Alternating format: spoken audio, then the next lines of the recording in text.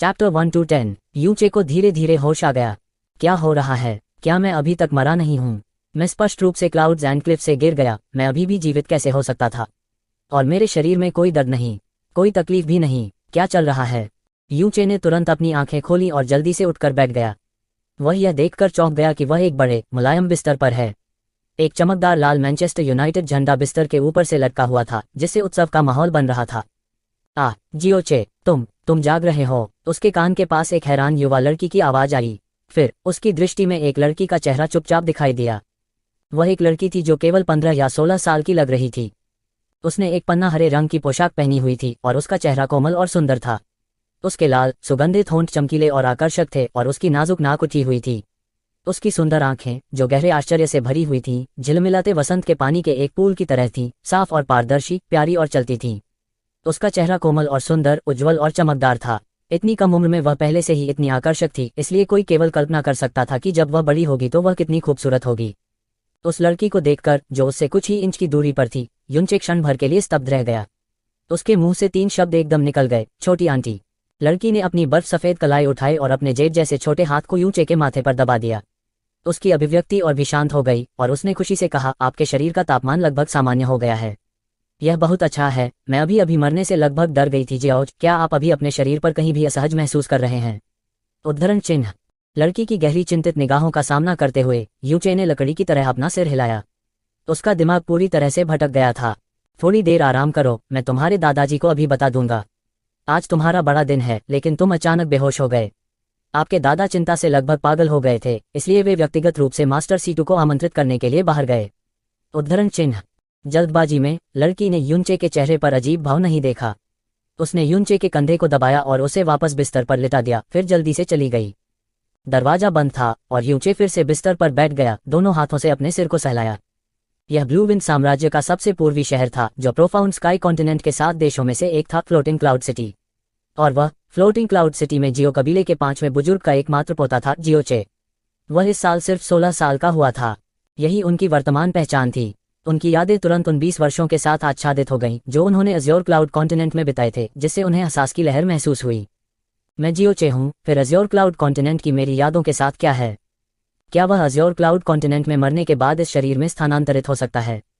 नहीं, वह स्पष्ट रूप से जियोचे था। वह इस कमरे की हर चीज से अतुलनीय रूप से परिचित था। जब वह छोटा था तब से लेकर अब तक उसकी सारी यादें शीशे की तरह साफ थीं। सब कुछ उसके द्वारा व्यक्तिगत रूप से अनुभव किया गया था और उसने निश्चित रूप से दूसरों की यादें नहीं चुराईं। क्या ऐसा हो सकता है कि अज्योर क्लाउड कॉन्टिनेंट में सब कुछ सिर्फ एक सपना था? क्लाउड्स एंड क्लिफ से गिरने के बाद वह अचानक अपने सपने से जाग गया। लेकिन अज्योर क्लाउड कॉन्टिनेंट की यादें समान रूप से अतुलनीय रूप से स्पष्ट थीं। वे 24 साल की कृतज्ञता और कुलन कैसे एक सपना हो सकते हैं? क्या हो रहा था? यूचे, अब इसे जियोचे होना चाहिए। वह कुछ देर के लिए स्तब्ध रह गया और अंत में उसकी आंखें शांत हो गईं और उसके विचार भी धीरे धीरे स्पष्ट होने लगे। अभी भोर का समय था और बाहर का आकाश अभी चमकना बाकी था। आज उसकी और जिया किंग्यू की शादी का दिन था। आधे घंटे पहले उसे उसकी छोटी चाची ने जगाया।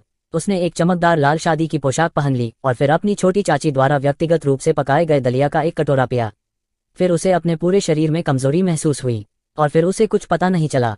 अभी तो जागा था। इस समय उसके होठों की ओर से एक अजीब सी गंध आ रही थी। जियोचे ने अपने होठों को थोड़ा सिकुड़ा और उसकी अभिव्यक्ति तुरंत बदल गई। ये था murdering hot powder. Azure cloud continent में उन वर्षों के दौरान यूचे, जिसके पास स्काई पॉइजन पल था, दुनिया के सभी जहरों को अपने हाथ के पिछले हिस्से की तरह जानता था। यह कहा जा सकता है कि दुनिया में ऐसा कोई जहर नहीं था जिसे वह नहीं जानता था। कोई फर्क नहीं पड़ता कि जहर क्या था, उसे केवल इसे हल्के से सूंघने की जरूरत थी और वह तुरंत जहर के नाम और संरचना को पहचान सकता था। उसी समय स्काई पॉइजन पल के साथ वह सभी जहरों से प्रतिरक्षित था। कोई भी जहर, चाहे कितना भी तेज क्यों न हो, संभवतः उसे नुकसान नहीं पहुंचा सकता। Murdering hot powder soul severing grass और पर्पल पैटर्न वाली बेगोनिया से बनाया गया था। पानी में घुलने के बाद यह रंगहीन और गंधहीन होता था। शरीर में प्रवेश करने के बाद यह 10 सेकंड के भीतर किसी व्यक्ति की जीवन शक्ति को दूर कर सकता है और उन्हें सीधे मार सकता है। यहाँ तक लाश में भी जहर होने के कोई लक्षण नहीं दिखाई देंगे। जियोचे की आंखों के आगे अंधेरा छा गया और वह तुरंत समझ गया। इसलिए वह सिर्फ बेहोश ही नहीं था, बल्कि उसने जो दलिया पिया था उसे मर्डरिंग हॉट पाउडर से जहर दिया गया था और फिर उसे जहर देकर मार दिया गया था। मृत्यु के बाद उन्होंने पुनर्जन्म लिया और अज्योर क्लाउड कॉन्टिनेंट में पैदा हुए। अज्योर क्लाउड कॉन्टिनेंट में क्लाउड एंड क्लिफ से गिरने के बाद वह वास्तव में उस शरीर में पुनर्जन्म लेता है जिसकी उसके पिछले जीवन में मृत्यु हो गई थी। हालांकि इस तरह की बात पूरी तरह से एक काल्पनिक कहानी की तरह लग रही थी, लेकिन यह एकमात्र संभावना थी जिसके बारे में जियोचे सोच सकता था। रुको, अगर ऐसा होता तो उसके वर्तमान शरीर में जहर का विरोध करने की क्षमता नहीं होती। मर्डरिंग हॉट पाउडर के संपर्क में आने के बाद वह पूरी तरह से ठीक क्यों था?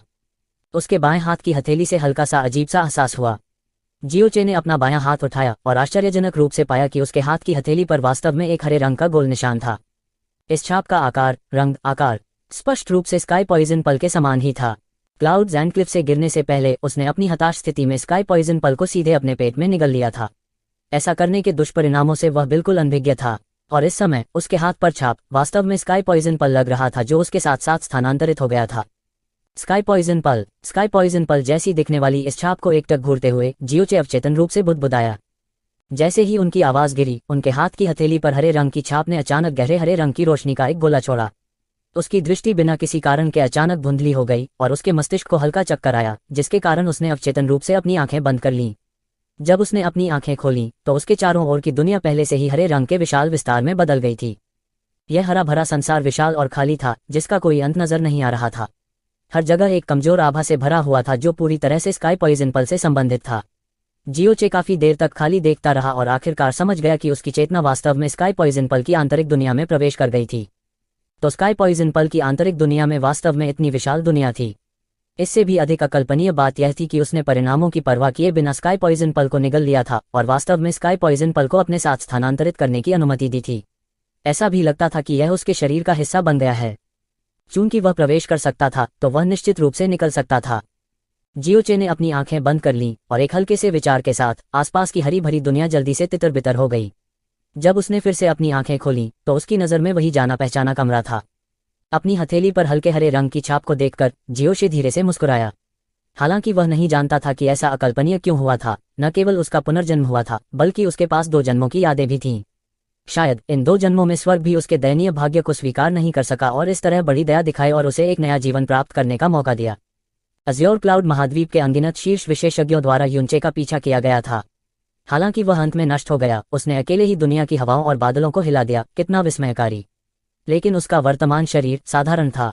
स्पष्ट रूप से कहें तो वह चरम सीमा तक कचरा था। प्रोफाउंड स्काई कॉन्टिनेंट में जुआनली ने सर्वोच्च शासन किया। हालांकि जियोचे का जन्म जियो कबीले में हुआ था और वह सबसे मजबूत 5वें बुजुर्ग जियोली का पोता था। वह पहले से ही 16 साल का था, जबकि जुआनली हमेशा एलिमेंट्री प्रोफाउंड दायरे के पहले स्तर पर था। उन्होंने 7.5 साल की उम्र में खेती करना शुरू किया था और 8 साल की उम्र में प्राथमिक गहन क्षेत्र के पहले स्तर में प्रवेश किया था। उसके बाद पूरे 8 साल तक जुआनली ने कोई प्रगति नहीं की और जियो कबीले में उसका उपहास उड़ाया गया। बाद में जियोली ने फ्लोटिंग क्लाउड सिटी के पहले डॉक्टर सीटुयो को अपने शरीर की जांच करने के लिए आमंत्रित किया। उसे जो जवाब मिला वह नीले रंग से एक बोल्ट की तरह था। वह वास्तव में एक क्षतिग्रस्त रक्तरेखा के साथ पैदा हुआ था और क्षति बेहद गंभीर थी, जिसकी मरम्मत करना लगभग असंभव था। इस तरह की स्थिति में जियोचे हमेशा के लिए प्राथमिक गहन दायरे के पहले स्तर पर ही अटका रहेगा। वह कितनी भी कोशिश कर ले, 1 इंच भी आगे बढ़ना असंभव होगा। यहाँ तक अगर वह पूरी तरह से साधना करता है तो वह हमेशा प्राथमिक गहन क्षेत्र के पहले स्तर पर ही अटका रहेगा। इस तरह का व्यक्ति निस्संदेह प्रोफाउंड स्काई कॉन्टिनेंट में सबसे कम अस्तित्व होगा और जियो कबीले में पूरी तरह से एक बड़ा मजाक बन जाएगा। अगर यह उनके दादा जियो कबीले में सबसे मजबूत होने या यहाँ तक पूरे फ्लोटिंग क्लाउड सिटी के लिए नहीं होता तो कोई भी उनकी तरफ देखने को तैयार नहीं होता। फ्लोटिंग क्लाउड सिटी में 3 प्रमुख खेती परिवारों में से एक के रूप में जियो कबीले में अनगिनत विशेषज्ञ और युवा प्रतिभाएं थीं। उनमें से जियोचे को पूरी तरह से अनावश्यक अस्तित्व कहा जा सकता है। भले ही वह एक दिन मर भी जाए, किसी को परवाह नहीं थी। लेकिन आज किसी ने मर्दइंग हॉट पाउडर का उपयोग करने में संकोच नहीं किया, एक ऐसा जहर जिसे 1000 सोने से नहीं खरीदा जा सकता था उसे मारने के लिए। बेशक जियोचे के लिए कारण स्पष्ट था, क्योंकि आज उसकी और जिया किंग्यू की शादी का दिन था। जिया किंग्यू उसकी ही उम्र की थी, वह भी केवल 16 साल की। लेकिन इतनी कम उम्र में यह कहा गया था कि उसकी जुआनली पहले से ही प्राथमिक गहन दायरे के 10वें स्तर पर पहुंच गई थी और प्राथमिक गहन दायरे को तोड़कर गहरे दायरे में कदम रखने वाली थी। 16 साल की उम्र में इस तरह के दायरे में पहुंचने में सक्षम होने के लिए वह 100 साल में जिया कबीले की पहली व्यक्ति थी। समूची फ्लोटिंग क्लाउड सिटी की युवा पीढ़ी में उसकी बराबरी कोई नहीं कर सकता था। ऐसी अफवाहें भी थीं कि अगर वह इसी तरह आगे बढ़ती रही तो कुछ दशकों में वह जिया कबीले के इतिहास में पृथ्वी गहन दायरे में कदम रखने वाली पहली व्यक्ति बन सकती हैं। या यहाँ तक वह स्काई प्रोफाउंड दायरे तक पहुंच सकती हैं। फ्लोटिंग क्लाउड सिटी में किसी ने सपने देखने की हिम्मत नहीं की 100 साल। इससे भी महत्वपूर्ण बात यह है कि न केवल वह आश्चर्यजनक रूप से प्रतिभाशाली थी, बल्कि वह एक स्वर्गीय सुंदरता भी थी और फ्लोटिंग क्लाउड सिटी में सार्वजनिक रूप से नंबर 1 सुंदरता के रूप में पहचानी गई थी। फ्लोटिंग क्लाउड सिटी में लगभग सभी युवा प्रतिभाओं ने उसे पसंद किया। अगर जिया कबीले को एक पति मिल जाए तो आने वाले लोगों की संख्या शायद फ्लोटिंग क्लाउड सिटी के नॉर्थ गेट से साउथ गेट तक लाइन लगाने के लिए पर्याप्त होगी। फिर भी ऐसी प्रतिभाशाली और सुंदर लड़की, जिसे फ्लोटिंग क्लाउड सिटी में सबसे प्रतिभाशाली कहा जा सकता है, वास्तव में जियो कबीले के सबसे बेकार शिष्य से शादी करने जा रही थी, जिसके पास भविष्य का निशान भी नहीं था। कौन जानता है कि तैरते हुए बादलों के शहर में कितने लोग अपने पैर पीटते हैं और गुस्से में अपनी छाती पीटते हैं। यह पूरी तरह से गाय के गोबर में डाला गया गर्वित कमल था, जिसे दूसरों ने देखने की भी जहमत नहीं उठाई। जो लोग जिया किंग्यू के दीवाने थे, स्वाभाविक रूप से जियोचे से नफरत करते थे और उनसे ईर्ष्या करते थे, लेकिन इससे भी अधिक वे अनिच्छुक थे। किसी के लिए उसे जहर देकर मार देना वर्तमान जियोचे के लिए यह बिल्कुल भी अजीब नहीं था। वह वास्तव में एक फैमिल फेटल है। जियोचे बिस्तर से उतर गया और खुद से बुदबुदाते हुए खड़ा हो गया। लेकिन जब उसने जिया किंग्यू की सुंदरता के बारे में सोचा जो शहरों को गिरा सकती थी, तो वह मुस्कुराया। लेकिन ऐसी पत्नी से शादी करने में सक्षम होना, यह वास्तव में एक अच्छी शुरुआत है। सीधे संलग्न पुस्तक की जुआनली की स्तर सेटिंग थी, नीचे से ऊपर तक। प्राथमिक गहरा क्षेत्र, नवजात गहरा क्षेत्र, सच्चा गहरा क्षेत्र, आत्मा गहरा क्षेत्र, पृथ्वी गहरा क्षेत्र, आकाश गहरा क्षेत्र, सम्राट गहरा क्षेत्र, अत्याचारी गहरा क्षेत्र, संप्रभु गहरा क्षेत्र, दिव्य गहरा क्षेत्र। प्रत्येक क्षेत्र को 1 से 10 स्तरों में विभाजित किया गया था। पागलपन से सभी प्रकार के क्लिक, संग्रह, लाल टिकट, मासिक टिकट की मांग। इस समय उन्होंने एक चमकदार लाल शादी की पोशाक पहनी हुई थी और कमरा भी डबल हैप्पीनेस पात्रों और लाल कपड़े से भरा हुआ था। यह कल रात थी। उनके दादा जियोले और छोटी चाची जियोलिंगजी ने व्यक्तिगत रूप से इसकी व्यवस्था की थी। यह वह कमरा था जिसमें वह आमतौर पर रहता था और यह उसकी शादी के लिए उसका नया घर भी था। इस समय दरवाजा धक्का देकर खुला हुआ था और एक हल्की आकृति तेजी से अंदर आई। जियोशे तुरंत खड़ा हो गया और मुस्कुराते हुए चिल्लाया, छोटी चाची, क्या दादाजी वापस आ गए हैं? जियोलिंगजी जियोली की बेटी थी और हालांकि वह जियोचे की छोटी चाची थी, लेकिन वह इस साल सिर्फ 15 साल की हुई थी, जियोचे से 1 साल छोटी। हालांकि युवा, वह पहले से ही सुंदर और आकर्षक थी। जुआनली पहले से ही प्राथमिक गहन चरण के 6ठे स्तर में कदम रख चुकी थी और हालांकि उसकी तुलना जिया किंग्यू से नहीं की जा सकती थी, फिर भी वह काफी अच्छी थी और जियो कबीले में उसकी बहुत सराहना की जाती थी। हे चे, तुम जाग रहे हो? जियोली के धीरे धीरे अंदर आने पर एक कोमल आवाज निकली जियोचे को देखकर, जो पहले ही बिस्तर से उठ चुका था और जिसका रंग काफी अच्छा था। जियोली की अभिव्यक्ति तुरंत थोड़ी शांत हो गई। उसके पीछे 2 लोग थे। एक हाउसकीपर था जो अपने दैनिक जीवन का ख्याल रखता था और दूसरा फ्लोटिंग क्लाउड सिटी में जाने माने नंबर 1 डॉक्टर था, सीटू यूंग। यह अच्छा है कि तुम जाग रहे हो और तुम्हारा रंग बहुत बुरा नहीं लग रहा है, लेकिन मास्टर सीटू को तुम्हारी जांच करने दो। आज तुम्हारी शादी का दिन है और कोई गलती नहीं हो सकती। आपकी परेशानी के लिए धन्यवाद मास्टर सीटू, जियोली ने एक तरफ हटते हुए कहा। सीटू यूं ने अपने हाथ में दवा का डिब्बा टेबल पर रख दिया, जियोचे के सामने बैठ गया और अपनी उंगली उसकी नब्ज पर रख दी। थोड़ी देर बाद उसने अपना हाथ जियोचे के शरीर से हटा दिया। मास्टर सीटू, जियोशे की हालत कैसी है? क्या यह बहुत गंभीर है? जियोलिंगजी ने झट से पूछा। उसकी बातों में उसकी घबराहट और चिंता साफ झलक रही थी। जियोली ने सीटू यून को देखा और हालांकि वह नहीं बोला, उसकी अभिव्यक्ति में गंभीरता का एक अंश भी था। वह कैसे नोटिस नहीं कर सकता था कि जियोचे का अचानक कोमा सामान्य नहीं था। दूसरी ओर सीटू यूं धीरे से उठे और हल्की मुस्कान के साथ बोले, एल्डर जियो, आपको चिंता करने की जरूरत नहीं है। आपके पोते की शारीरिक स्थिति बहुत अच्छी है। बड़ी चोटों की तो बात ही छोड़िए, उन्हें कोई छोटी मोटी बीमारी भी नहीं है। शायद आप बेहोश हो गए क्योंकि आप बहुत उत्तेजित थे और आपका खून आपके सिर पर दौड़ गया। आखिरकार आपका पोता जिया परिवार की बेटी से शादी करने जा रहा है, जो फ्लोटिंग क्लाउड सिटी की नंबर 1 सुंदरता है। हे उद्धरण चिन्ह। हालांकि सीटू यून ने इसे छुपाने की पूरी कोशिश की, फिर भी उसके शब्दों में कुछ खेद प्रकट हुआ। स्वर्ग की एक गर्वित बेटी के लिए बिना किसी भविष्य के एक अच्छे से शादी करना बिल्कुल अस्वीकार्य था। अच्छी बात है। जियोलाई ने राहत की सांस ली, सिर हिलाया और कहा, मास्टर सीटू के लिए यह कठिन है। मैं उसे सुबह सुबह यहाँ खींच लाया। ओल्ड होम, मास्टर सीटू को आराम करने के लिए गेस्ट हॉल में भेज दें। कोई जरूरत नहीं है। सीटू यूं ने अपना हाथ हिलाया और दवा का डिब्बा उठाया। चूंकि आपका पोता ठीक है, इसलिए मैं आपको अब और नहीं रखूंगा। फ्लोटिंग क्लाउड सिटी में सबसे उत्कृष्ट पोती से शादी करने के लिए एल्डर जियो को बधाई। मुझे आश्चर्य है कि कैसे बहुत से लोग आपसे ईर्ष्या करेंगे। हाँ, अलविदा। मेरी शादी में आना याद रखना। ओल्ड होम, मास्टर सीटू को विदा करें। क्या तुम्हारा शरीर वास्तव में ठीक है? क्या तुम कहीं भी असहज महसूस करते हो? इससे पहले जियोचे अचानक बेहोश हो गया, उसके शरीर का तापमान गिर गया और उसकी जीवन शक्ति छिन्न भिन्न हो गई। ये अति उत्साहित होने के कारण नहीं हो सकते थे, लेकिन जियोचे की वर्तमान उपस्थिति को देखते हुए वह वास्तव में सुरक्षित और स्वस्थ था, जिसने उसे तुरंत संदेहास्पद बना दिया। दादाजी, चिंता मत करो, मैं वास्तव में ठीक हूँ, जियोचे ने आराम से कहा। जियोली की चिंतित अभिव्यक्ति और उसके सफेद बालों से भरे सिर को देखकर उसकी नाक खट्टी होने के अलावा और कुछ नहीं कर सकती थी। जियो कबीले में कुल 5 महान बुजुर्ग थे। हालांकि जियोली 5वां बड़ा था, लेकिन वह जियो कबीले के जुआनली में सबसे मजबूत था। वह 5 साल पहले ही आत्मिक गहन लोक के 10वें स्तर में प्रवेश कर चुका था और अब वह 10वें स्तर के शिखर पर भी पहुंच गया था। उसे केवल एक अवसर की आवश्यकता थी कि वह आत्मा के गहरे क्षेत्र को तोड़ सके और पृथ्वी के गहरे दायरे तक पहुंच सके, जिसका अनगिनत जुआनजे ने सपना देखा था। जियो ली इस साल केवल 55 वर्ष का था और उसके पास आत्मा गहन दायरे के शिखर की ताकत थी, लेकिन उसके बाल पहले से ही सफेद थे। जब भी वह अपने सफेद बाल देखता, जियोशे का दिल पसीज जाता। जियो ली के अधेड़ उम्र में सफेद बाल होने का कारण फ्लोटिंग क्लाउड सिटी में हर कोई जानता था। उनका इकलौता बेटा, जो जियोचे का पिता भी था, जियो यंग को फ्लोटिंग क्लाउड सिटी में नंबर 1 जीनियस के रूप में जाना जाता था। वह 17 वर्ष की आयु में प्रारंभिक गहन क्षेत्र से टूट गया, 20 वर्ष की आयु में नवजात गहन क्षेत्र के 5वें स्तर पर पहुंच गया और सीधे 23 वर्ष की आयु में नवजात गहन क्षेत्र से होकर सच्चे गहन क्षेत्र तक पहुंच गया। इसने पूरे फ्लोटिंग क्लाउड सिटी को हिला दिया और जियो कबीले का गौरव बन गया, और इससे भी ज्यादा जियोलाई का। लगभग सभी का मानना कि जब जियो यंग अधेड़ उम्र में पहुंचेगा तो वह जियो कबीले के कबीले मास्टर का पद पाने के लिए सबसे योग्य व्यक्ति होगा। लेकिन दुर्भाग्य से, शायद इसलिए कि स्वर्ग जीनियस से ईर्ष्या कर रहा था, जियोचे के जन्म के 1 महीने बाद ही जियो यंग की अचानक हत्या कर दी गई। और उससे कुछ दिन पहले जिया कबीले की बेटी को बचाने के लिए जियो यंग ने जुआनली में बहुत अधिक ऊर्जा की खपत की थी। जब उसकी हत्या की गई तो वह अपनी सामान्य शक्ति का आधा भी उपयोग नहीं कर सका और अंत में अपनी जान गंवा बैठा। उसकी पत्नी ने भी प्यार के लिए मरने के गम में अपनी ही धमनियों को तुड़वा लिया। इतने बड़े झटके से जियोली के बाल रातों रात सफेद हो गए। 9 महीने बाद जियो लिंगजी का जन्म हुआ।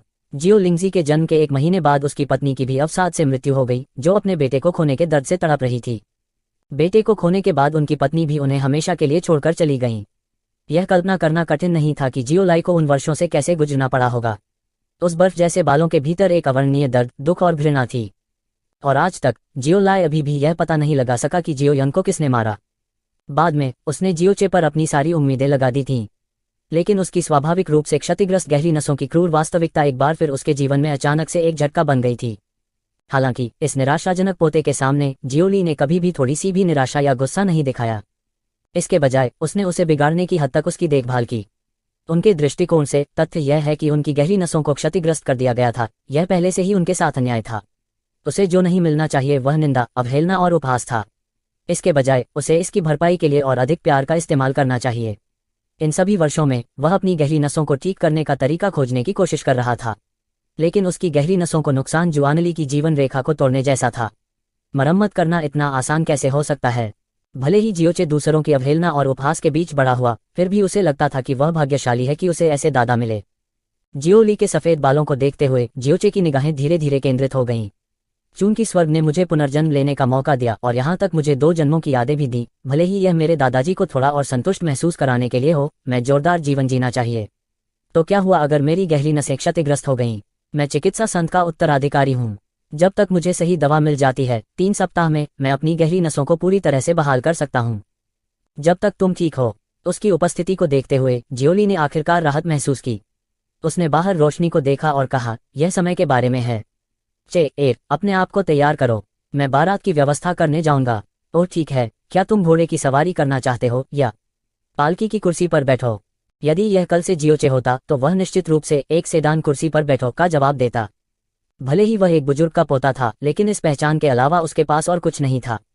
उसके और जिया किंग्यू के बीच का अंतर स्वर्ग और पृथ्वी जैसा कहा जा सकता है। बारात के रास्ते में निस्संदेह अनगिनत उंगलियां उस पर उठ रही होंगी और अनगिनत ईर्ष्या, उपहास और दया। अगर वह दूसरों के सामने अपना चेहरा दिखाएंगे तो यह भावना अकल्पनीय होगी।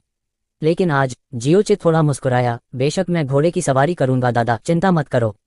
कोई फर्क नहीं पड़ता कि जिया क्विंग्यू कितनी कुलीन है, उसे पहले से ही हमारे जियो परिवार की बहू बनना तय है।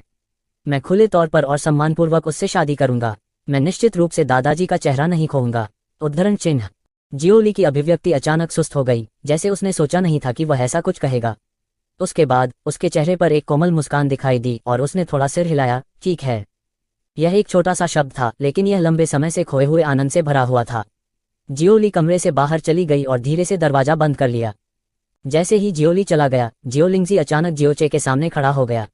उसके होंठ मुड़े हुए थे और उसकी आंखों में थोड़ी सी उदासी थी। तो तुम वास्तव में बेहोश हो गए क्योंकि तुम बहुत उत्तेजित थे। तुमने मुझे इतने समय तक बिना किसी बात के परेशान किया। आपने और जिया किंग्यू ने स्पष्ट रूप से एक दूसरे को इतनी बार नहीं देखा है, लेकिन आपने हमेशा उसे इतना पसंद किया है। ठीक है, वह हमारे फ्लोटिंग क्लाउड सिटी की नंबर 1 सुंदरता है। हम्फ। उद्धरण चिन्ह। जियोचे ने जल्दी से अपना हाथ हिलाया। ऐसा कैसे हो सकता है? भले ही जिया क्विंग्यू बहुत सुंदर है, लेकिन छोटी आंटी उससे कहीं अधिक सुंदर हैं। अगर मैं उसकी वजह से बेहोश हो जाता तो नन्ही आंटी हर दिन मेरे साथ होती। मुझे नहीं पता कि मैं अपने जीवन में कितनी बार बेहोश हुआ होगा। उद्धरण चिन्ह। हे जियो लिंगजी का तनावग्रस्त चेहरा तुरंत ढह गया और वह मीठी मुस्कान से बोली, मुझे पता था कि तुम मुझे खुश करने के लिए ऐसे शब्द कहोगे। हालांकि भले ही जियोचे बेहोश हो जाए क्योंकि वह उससे शादी करने के लिए बहुत उत्साहित था, इससे कोई फर्क नहीं पड़ता। आखिरकार जिया किंगयू बहुत सुंदर है और वह फ्लोटिंग क्लाउड सिटी में नंबर 1 जीनियस भी है। फ्लोटिंग क्लाउड सिटी में जिया परिवार भी सबसे धनी परिवार है, जो जानता है कि कितने लोग उससे शादी करने का सपना देखते हैं। हालांकि अंत में उसने फिर भी मेरे परिवार के जियोचे से शादी की। उद्धरण चिन्ह। इस बिंदु पर जियो लिंगजी के चेहरे पर एक गर्व का भाव प्रकट हुआ। उसके बाद उसकी आंखें धीरे धीरे दूर हो गईं और उसकी आवाज भी कोमल हो गई। यह बस इतनी जल्दी महसूस हो रहा है। जियोचे की शादी होने वाली है। Knock knock. दरवाजे पर एक दस्तक सुनाई दी। उसके बाद जियो हॉर्न की शांत आवाज आई। यंग मास्टर, शुभ समय लगभग यहाँ है। यह दुल्हन लाने के लिए जिया परिवार जाने का समय है। इतनी जल्दी? जियो लिंगजी ने जियोचे की पोशाक पर एक नजर डाली और तुरंत चिंतित हो गए। अंकल होन, कृपया थोड़ी देर प्रतीक्षा करें, यह बहुत जल्द तैयार हो जाएगा। जैसा कि उसने कहा, वह पहले से ही जियोचे के सामने थी और एक जोड़ी कोमल हाथों ने जल्दी से उसकी शादी के कपड़ों को साफ करना शुरू कर दिया। ये कपड़े बहुत परेशानी भरे हैं। अभी जो हुआ उसके बाद यह सब फिर से गड़बड़ हो गया है। यहाँ खड़े हो जाओ और हिलो मत, यह बहुत जल्दी तैयार हो जाएगा। बर्फ सफेद नाजुक हाथों की एक जोड़ी ने जल्दी से उसके कॉलर को चिकना करना शुरू कर दिया और ढीली बेल्ट को फिर से जकड़ना शुरू कर दिया। उसकी हरकतें बहुत झटकेदार थीं, लेकिन वे अतुलनीय रूप से गंभीर और केंद्रित थीं। जियोचे चुपचाप उसे देखता रहा। उसकी आंखें धीरे धीरे धुंधली हो गईं। वह आज जिया किंगयू से शादी करने जा रहा था, लेकिन वह अपने दिल में अच्छी तरह जानता था कि क्या जिया किंगयू वास्तव में उससे शादी करने के लिए तैयार थी। अगर यह उसके पिता जियो यंग और जिया किंगयू के पिता जिया होनई द्वारा किया गया वादा नहीं होता, तो जिया किंगयू उसे देखने की जहमत नहीं उठाती। उससे शादी करना तो दूर की बात है। इस दुनिया में उनके साथ अच्छा व्यवहार करने वाले केवल उनके दादा जियोली और उनकी छोटी चाची जियो लिंगजी थे। जब वह छोटा था तो जियो लिंगजी चिपचिपे कैंडी के टुकड़े की तरह जियोचे से चिपक गया। वह जहां भी जाता, जियो लिंगजी उसका पीछा करता। लाख कोशिश करने पर भी वह उसे हिला नहीं सकता था, और अगर वह उसे थोड़ी देर के लिए नहीं देखती तो वह जोर जोर से रोने लगती। जब 10 साल की उम्र में जियोचे की गहरी नसों के क्षतिग्रस्त होने की पुष्टि हुई तो ऐसा लगा कि जियो लिंगजी रातों रात बड़ा हो गया है। वह गहरी नसों के क्षतिग्रस्त होने के परिणामों को जानती थी और वह अपनी पहचान की अवधारणा को छोटी चाची के रूप में भी समझती थी। उसने जुआनली तकनीक को विकसित करना शुरू कर दिया ताकि वह अपने भतीजे जियोचे की रक्षा कर सके, जो हमेशा के लिए प्रोफाउंड स्काई कॉन्टिनेंट के निचले हिस्से में रहेगा। कांगो महाद्वीप में 24 वर्षों के भव्यता के सपने का अनुभव करने के बाद जियोचे ने वास्तव में महसूस किया कि उसके लिए जियो लिंगजी की देखभाल कितनी असाधारण और कीमती थी।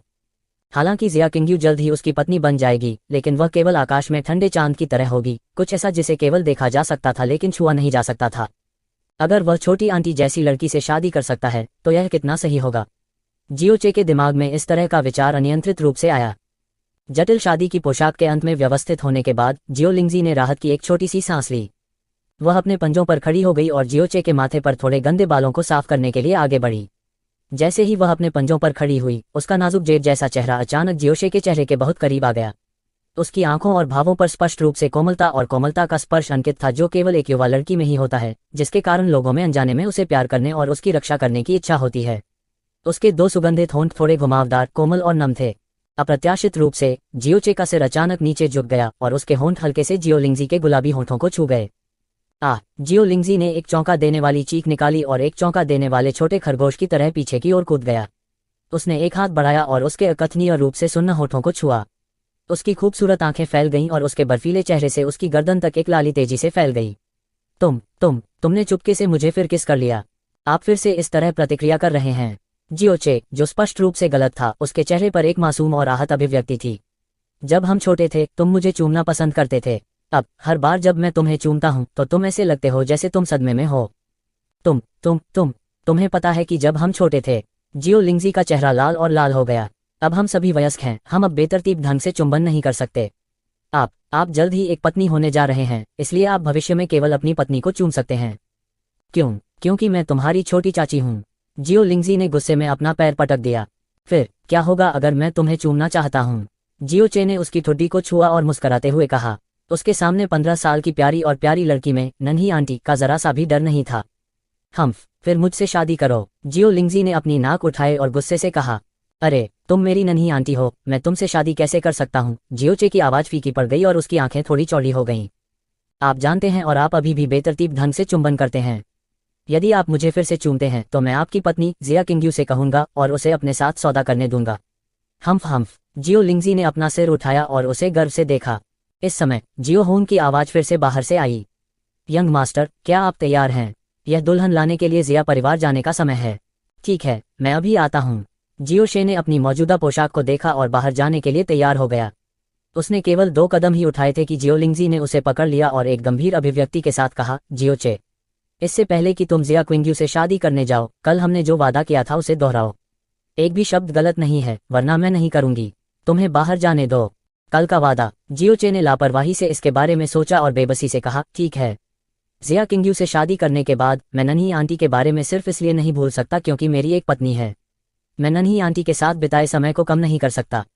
मुझे नन्ही आंटी के इशारे पर रहना है और पहले की तरह फोन करना है। एक भी शब्द गलत नहीं होना चाहिए, है ना? हे, यह अधिक पसंद है। जियो लिंगजी ने एक मनमोहक मुस्कान दिखाई, लेकिन उसने जियोचे का हाथ नहीं छोड़ा। हालांकि एक और बात है जो मैं कल भूल गया था। भले ही जिया किंग्यू आपकी पत्नी बन गई है, फिर भी आपके दिल में उसका स्थान मुझसे ऊंचा नहीं हो सकता है। इसे अभी दोहराएं। मुझे बताओ, मुझे बताओ। जियो शे ने तिरछी नजर डाली, उसकी खूबसूरत आंखों में देखा और कहा, मुझे चूमो और मैं मान जाऊंगा। तो क्या तुम मुझसे शादी करोगी? उद्धरण चिन्ह उद्धरण चिन्ह। जियो चे हार गया। यंग मास्टर, क्या आप अभी तक कर चुके हैं? जियो होन की आग्रहपूर्ण आवाज फिर से दरवाजे के बाहर से आई। शुभ घंटे को याद करना वर्जित था। जियो चे ने अपना हाथ दरवाजे पर रखा लेकिन उसे तुरंत नहीं खोला। इसके बजाय उसने एक छोटी आवाज में कहा, मैं छोटी आंटी से यह वादा नहीं कर सकता, क्योंकि मेरे दिल में नन्ही आंटी की स्थिति की तुलना जिया किंग्यू के साथ नहीं की जा सकती। मैं उनकी तुलना नन्ही आंटी से नहीं करना चाहता। जैसे ही उसने बोलना समाप्त किया, उसने दरवाजा खोल दिया और बाहर चला गया। जियो लिंगशी कुछ देर के लिए वहीं खड़ा हो गया। फिर उसके होठों के कोने एक खुश मुस्कान में घुस गए। एक छोटी लड़की की तरह जिसे उसकी पसंदीदा कैंडी मिली थी, वह कमरे से बाहर चली गई। जब जियो चे कमरे से बाहर चला गया तो कुछ हद तक असाधारण शादी की बारात पहले से ही उसका इंतजार कर रही थी। जियो होंग उस पर दया करके मुस्कुराया। यंग मास्टर, कृपया घोड़े पर बैठ जाए। रास्ते में मैं यंग मास्टर की रक्षा करने की पूरी कोशिश करूंगा। बेशक यंग मास्टर के बड़े दिन पर केवल खुशी होगी और कोई आपदा नहीं होगी, इसलिए मेरी कोई जरूरत नहीं होनी चाहिए। उद्धरण चिन्ह। मास्टर होंग, आपकी परेशानी के लिए धन्यवाद।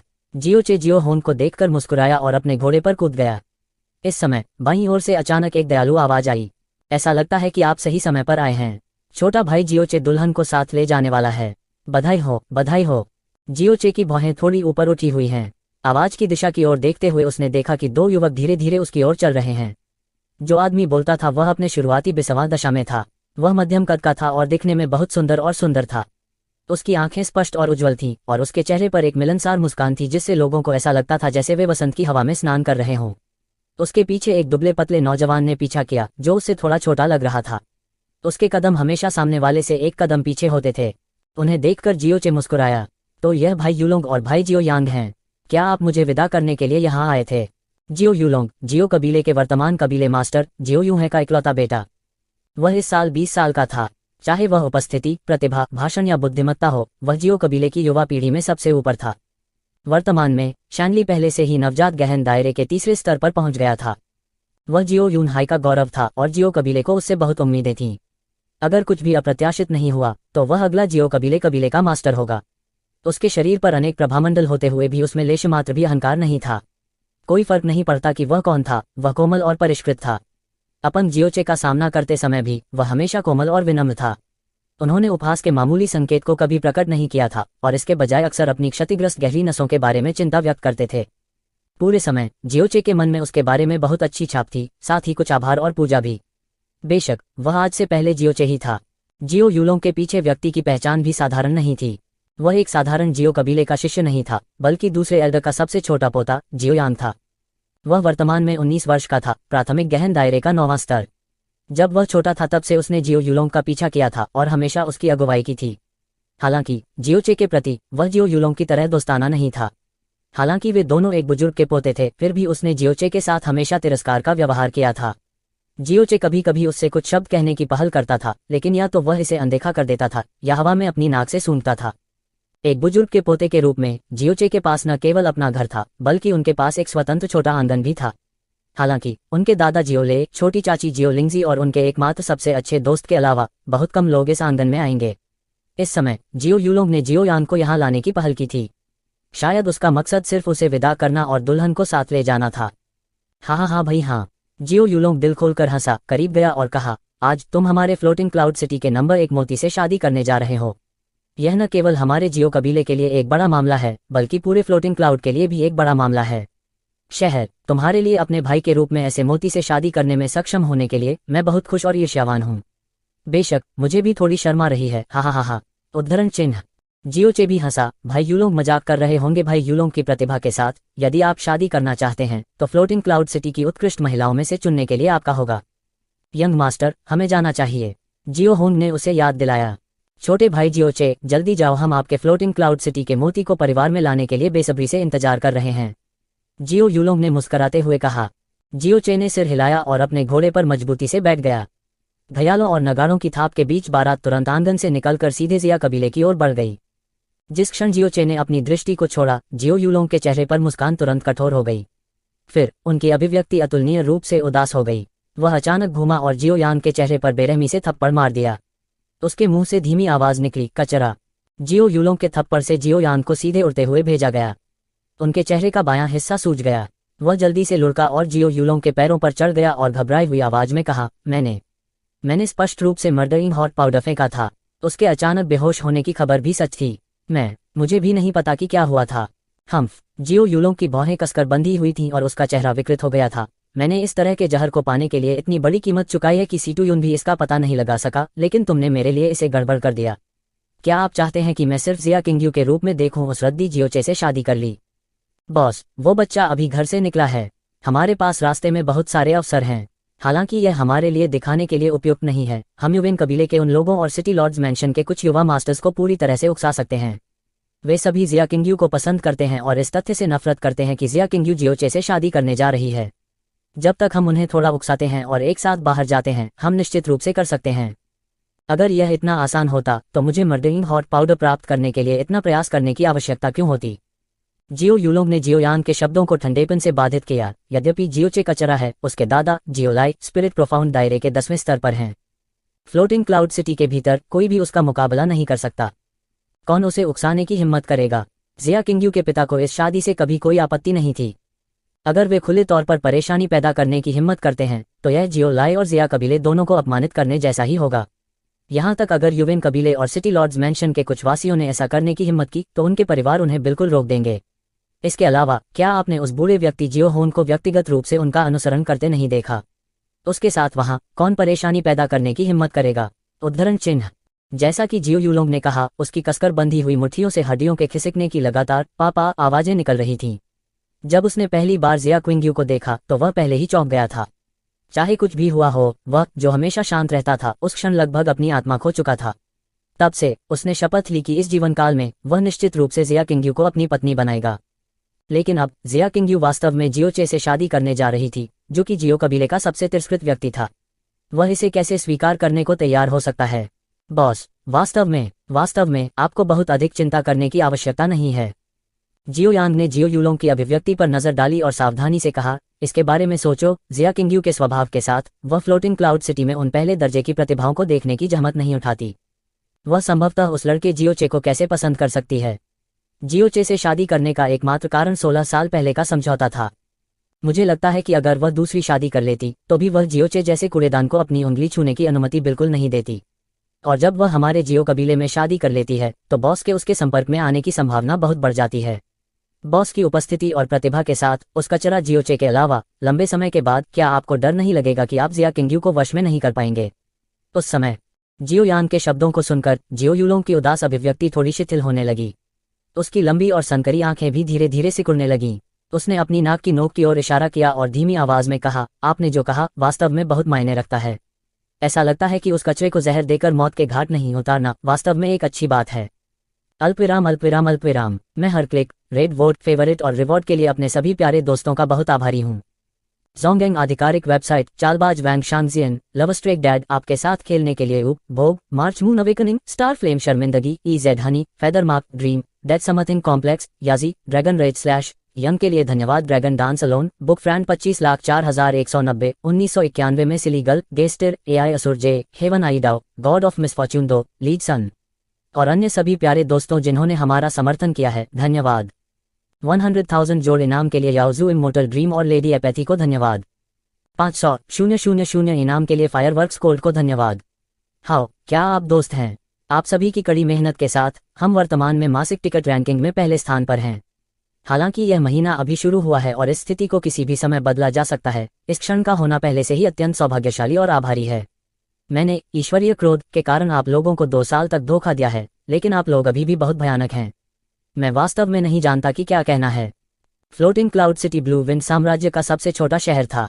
यह इतना छोटा था कि इसे नगर कहलाना उचित नहीं था। इसे छोटा शहर कहना ज्यादा उचित होगा। फ्लोटिंग क्लाउड सिटी न केवल सबसे छोटा था बल्कि सबसे दूरस्थ भी था। इसकी जनसंख्या, अर्थव्यवस्था और समग्र जुआनली रैंक पूरे ब्लू विंड साम्राज्य में सबसे कम थे। फ्लोटिंग क्लाउड सिटी के निवासी अक्सर प्रोफाउंड स्काई कॉन्टिनेंट द्वारा भुला दिए जाने के लिए खुद का मजाक उड़ाते थे। जियो कबीला ब्लू विंड साम्राज्य में एक साधारण अस्तित्व था, लेकिन फ्लोटिंग क्लाउड सिटी में यह एक सच्चा बिजली घर था। फ्लोटिंग क्लाउड सिटी आज विशेष रूप से जीवंत थी और इसका कारण स्वाभाविक रूप से जियोचे और जिया किंग्यू की शादी थी। जियोचे का एक पत्नी से शादी करना एक बात थी, कोई परवाह नहीं करेगा, लेकिन जिया किंग्यू की शादी निश्चित रूप से एक बड़ी घटना थी जो पूरे फ्लोटिंग क्लाउड सिटी को हिला देगी। जिया कबीला विशुद्ध रूप से ऐसा कबीला नहीं था जो प्रोफाउंड की खेती करता था, लेकिन वे पीढ़ियों से व्यापारी रहे थे। भले ही ब्लू विंड एम्पायर में उनकी संपत्ति ज्यादा नहीं थी, लेकिन फ्लोटिंग क्लाउड सिटी में वे निश्चित रूप से सबसे अमीर थे। हालांकि इसका मतलब यह नहीं था कि जिया कबीला कमजोर था। अपने धन के साथ वे स्वाभाविक रूप से अपनी संपत्ति की रक्षा के लिए बड़ी संख्या में विशेषज्ञों को नियुक्त कर सकते थे। जिया कबीले के वर्तमान प्रमुख जिया होनई के बच्चों की एक जोड़ी थी, जिया युवानबा और जिया किंग्यू। उन दोनों को व्यवसाय में कोई दिलचस्पी नहीं थी और इसके बजाय उन्होंने गहन खेती करने पर ध्यान केंद्रित किया। जिया होनई ने कभी इस पर आपत्ति नहीं जताई थी। जिया किंग्यू द्वारा अपनी प्रतिभा प्रदर्शित करने के बाद, जिसने फ्लोटिंग क्लाउड सिटी में सनसनी पैदा कर दी थी, उसके पास उसे रोकने का और भी कम कारण था। इसके विपरीत जिया किंग्यू की अद्भुत प्रतिभा के कारण फ्लोटिंग क्लाउड सिटी के प्रमुख गुटों ने अक्सर अपनी सद्भावना व्यक्त की। आखिरकार जिया किंग्यू को सार्वजनिक रूप से स्वीकार किया गया कि उसके पास अर्थ प्रोफाउंड रियल्म या यहां तक स्काई प्रोफाउंड रियल्म तक पहुंचने की क्षमता है। उस समय न केवल जिया कबीला समृद्ध होगा, बल्कि उनकी ताकत फ्लोटिंग क्लाउड सिटी पर भी हावी होगी। हालांकि जिया कबीला चाहता था कि शहर की सबसे प्रतिभाशाली लड़की जियोचे से शादी करे, जिसका कोई भविष्य नहीं था। कौन जानता है कि कितने लोगों को दया आती है। बेशक और भी लोग थे जो ईर्ष्या करते थे। चूंकि यह जिया कबीले की अपनी बेटी से शादी कर रहा था, इसलिए यह दृश्य स्वाभाविक रूप से जर्जर नहीं होगा। जैसे ही जियोचे बाहर निकला, उसने देखा कि दरवाजे के सामने एक अतिशयोक्तिपूर्ण लंबा लाल कालीन बिछा हुआ है। यह लाल कालीन जियो कबीले के प्रवेश द्वार से शुरू हुआ और जिया कबीले की दिशा में बढ़ा। जिया परिवार और जियो परिवार के बीच की दूरी बहुत दूर नहीं थी, लेकिन यह बहुत करीब भी नहीं थी। वे कम से कम 1 दर्जन मील दूर थे। दूसरे शब्दों में, यह रेड कारपेट कम से कम 1 दर्जन मील लंबा था। जिया परिवार के अलावा पूरे फ्लोटिंग क्लाउड सिटी में किसी अन्य परिवार के पास इतनी आश्चर्यजनक धनराशि नहीं होगी। जैसे ही जियो परिवार की बारात दिखाई दी, फ्लोटिंग क्लाउड सिटी की सड़कें तुरंत जीवंत हो गईं। इस रोमांच को देखने के लिए सड़क के दोनों ओर लोगों की भीड़ लग गई। जैसे जैसे जुलूस आगे बढ़ा, जियोचे के कानों में तरह तरह की कानाफूसी होने लगी। देखना, वह जियो परिवार के 5वें बुजुर्ग जियो लाई जियोचे का पोता है। ऐसा कहा जाता है कि वह अपन गहरी शिराओं के साथ पैदा हुआ था और प्राथमिक गहन क्षेत्र के पहले स्तर को पार करने में कभी सक्षम नहीं होगा। उद्धरण चिन्ह। ओह, मैंने इसे पहली बार देखा है। यह सामान्य है कि आपने उसे नहीं देखा है। उसके पास इतने भयानक दादा हैं, लेकिन वह खुद किसी काम का नहीं है। यदि आप होते, तो क्या आपके पास अभी भी इतनी बार बाहर जाने के लिए चेहरा होता? जिया किंग्यू वास्तव में ऐसे व्यक्ति से शादी की स्वर्ग अंधा होना चाहिए।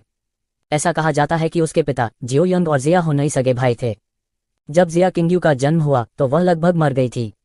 सौभाग्य से जियो यंग ने उसे बचाने के लिए जुबानली का बहुत अधिक सेवन किया।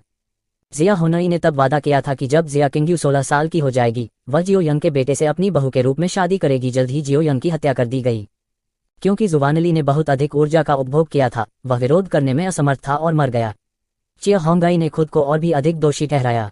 अब जबकि चिया किंग्यू 16 वर्ष की है, भले ही जियो यंग का बेटा बेकार है, चिया होंगाई एक ऐसा व्यक्ति है जो अपने पूरे जीवन दोस्ती और धार्मिकता को महत्व देता है। वह अपने वादे से मुकरने को कतई तैयार नहीं होगा, वरना यह लड़का जिया किंग्यू से कैसे शादी कर सकता था? जिया किंग्यू हमारे फ्लोटिंग क्लाउड सिटी का मोती है। अगर यह जियो कबीले के 5वें बुजुर्ग के पोते के रूप में उसकी स्थिति को छीन लेता, तो उसे मिट्टी भी नहीं माना जाता। मैं 100 गुना हूँ उससे ज्यादा मजबूत। ये दुनिया वास्तव में बहुत अनुचित है। उद्धरण चिन्ह। मेरे सपनों की देवी वास्तव में ऐसे निकम्मे से शादी करने जा रही है। मैं इतना अनिच्छुक हूं कि मैं मरना चाहता हूं। घोड़े की पीठ पर जियोचे की आंखें गहरे ताल की तरह थीं, जगमगाती और निर्मल। उनका पहनावा सुरुचिपूर्ण और सुशोभित था। उसने चमकीले लाल रंग का शादी का जोड़ा पहना हुआ था और उसके पीछे उसके लंबे बाल लहरा रहे थे। सिर से पांव तक उसके पूरे शरीर से एक सुंदर और अलौकिक आभा झलक रही थी। उसके कान तरह तरह की चर्चाओं से भरे रहते थे। उसके शरीर पर सभी प्रकार की ईर्ष्यालु, अनिच्छुक, उपहास करने वाली, द्वेषपूर्ण, ईर्ष्यालु और तिरस्कारपूर्ण निगाहें केंद्रित थीं। हालांकि वह इन सब बातों से अनजान लग रहा था। उनके चेहरे पर हमेशा हल्की और खिली खिली मुस्कान रहती थी। न जाने कितनी लड़कियों ने उसे देखते ही अपनी आत्मा खो दी थी। भले ही जियोचे का जुआनली कचरा था, लेकिन उसका रूप निश्चित रूप से बुरा नहीं था। जियो यूलोंग की तुलना में भी वह कमतर नहीं था। इसके अलावा वह बहुत कम ही बाहर जाते थे। जुआनली बहुत नीच था और बहुत कमजोर और कोमल दिखता था। वह व्यावहारिक रूप से एक जिगोलो था।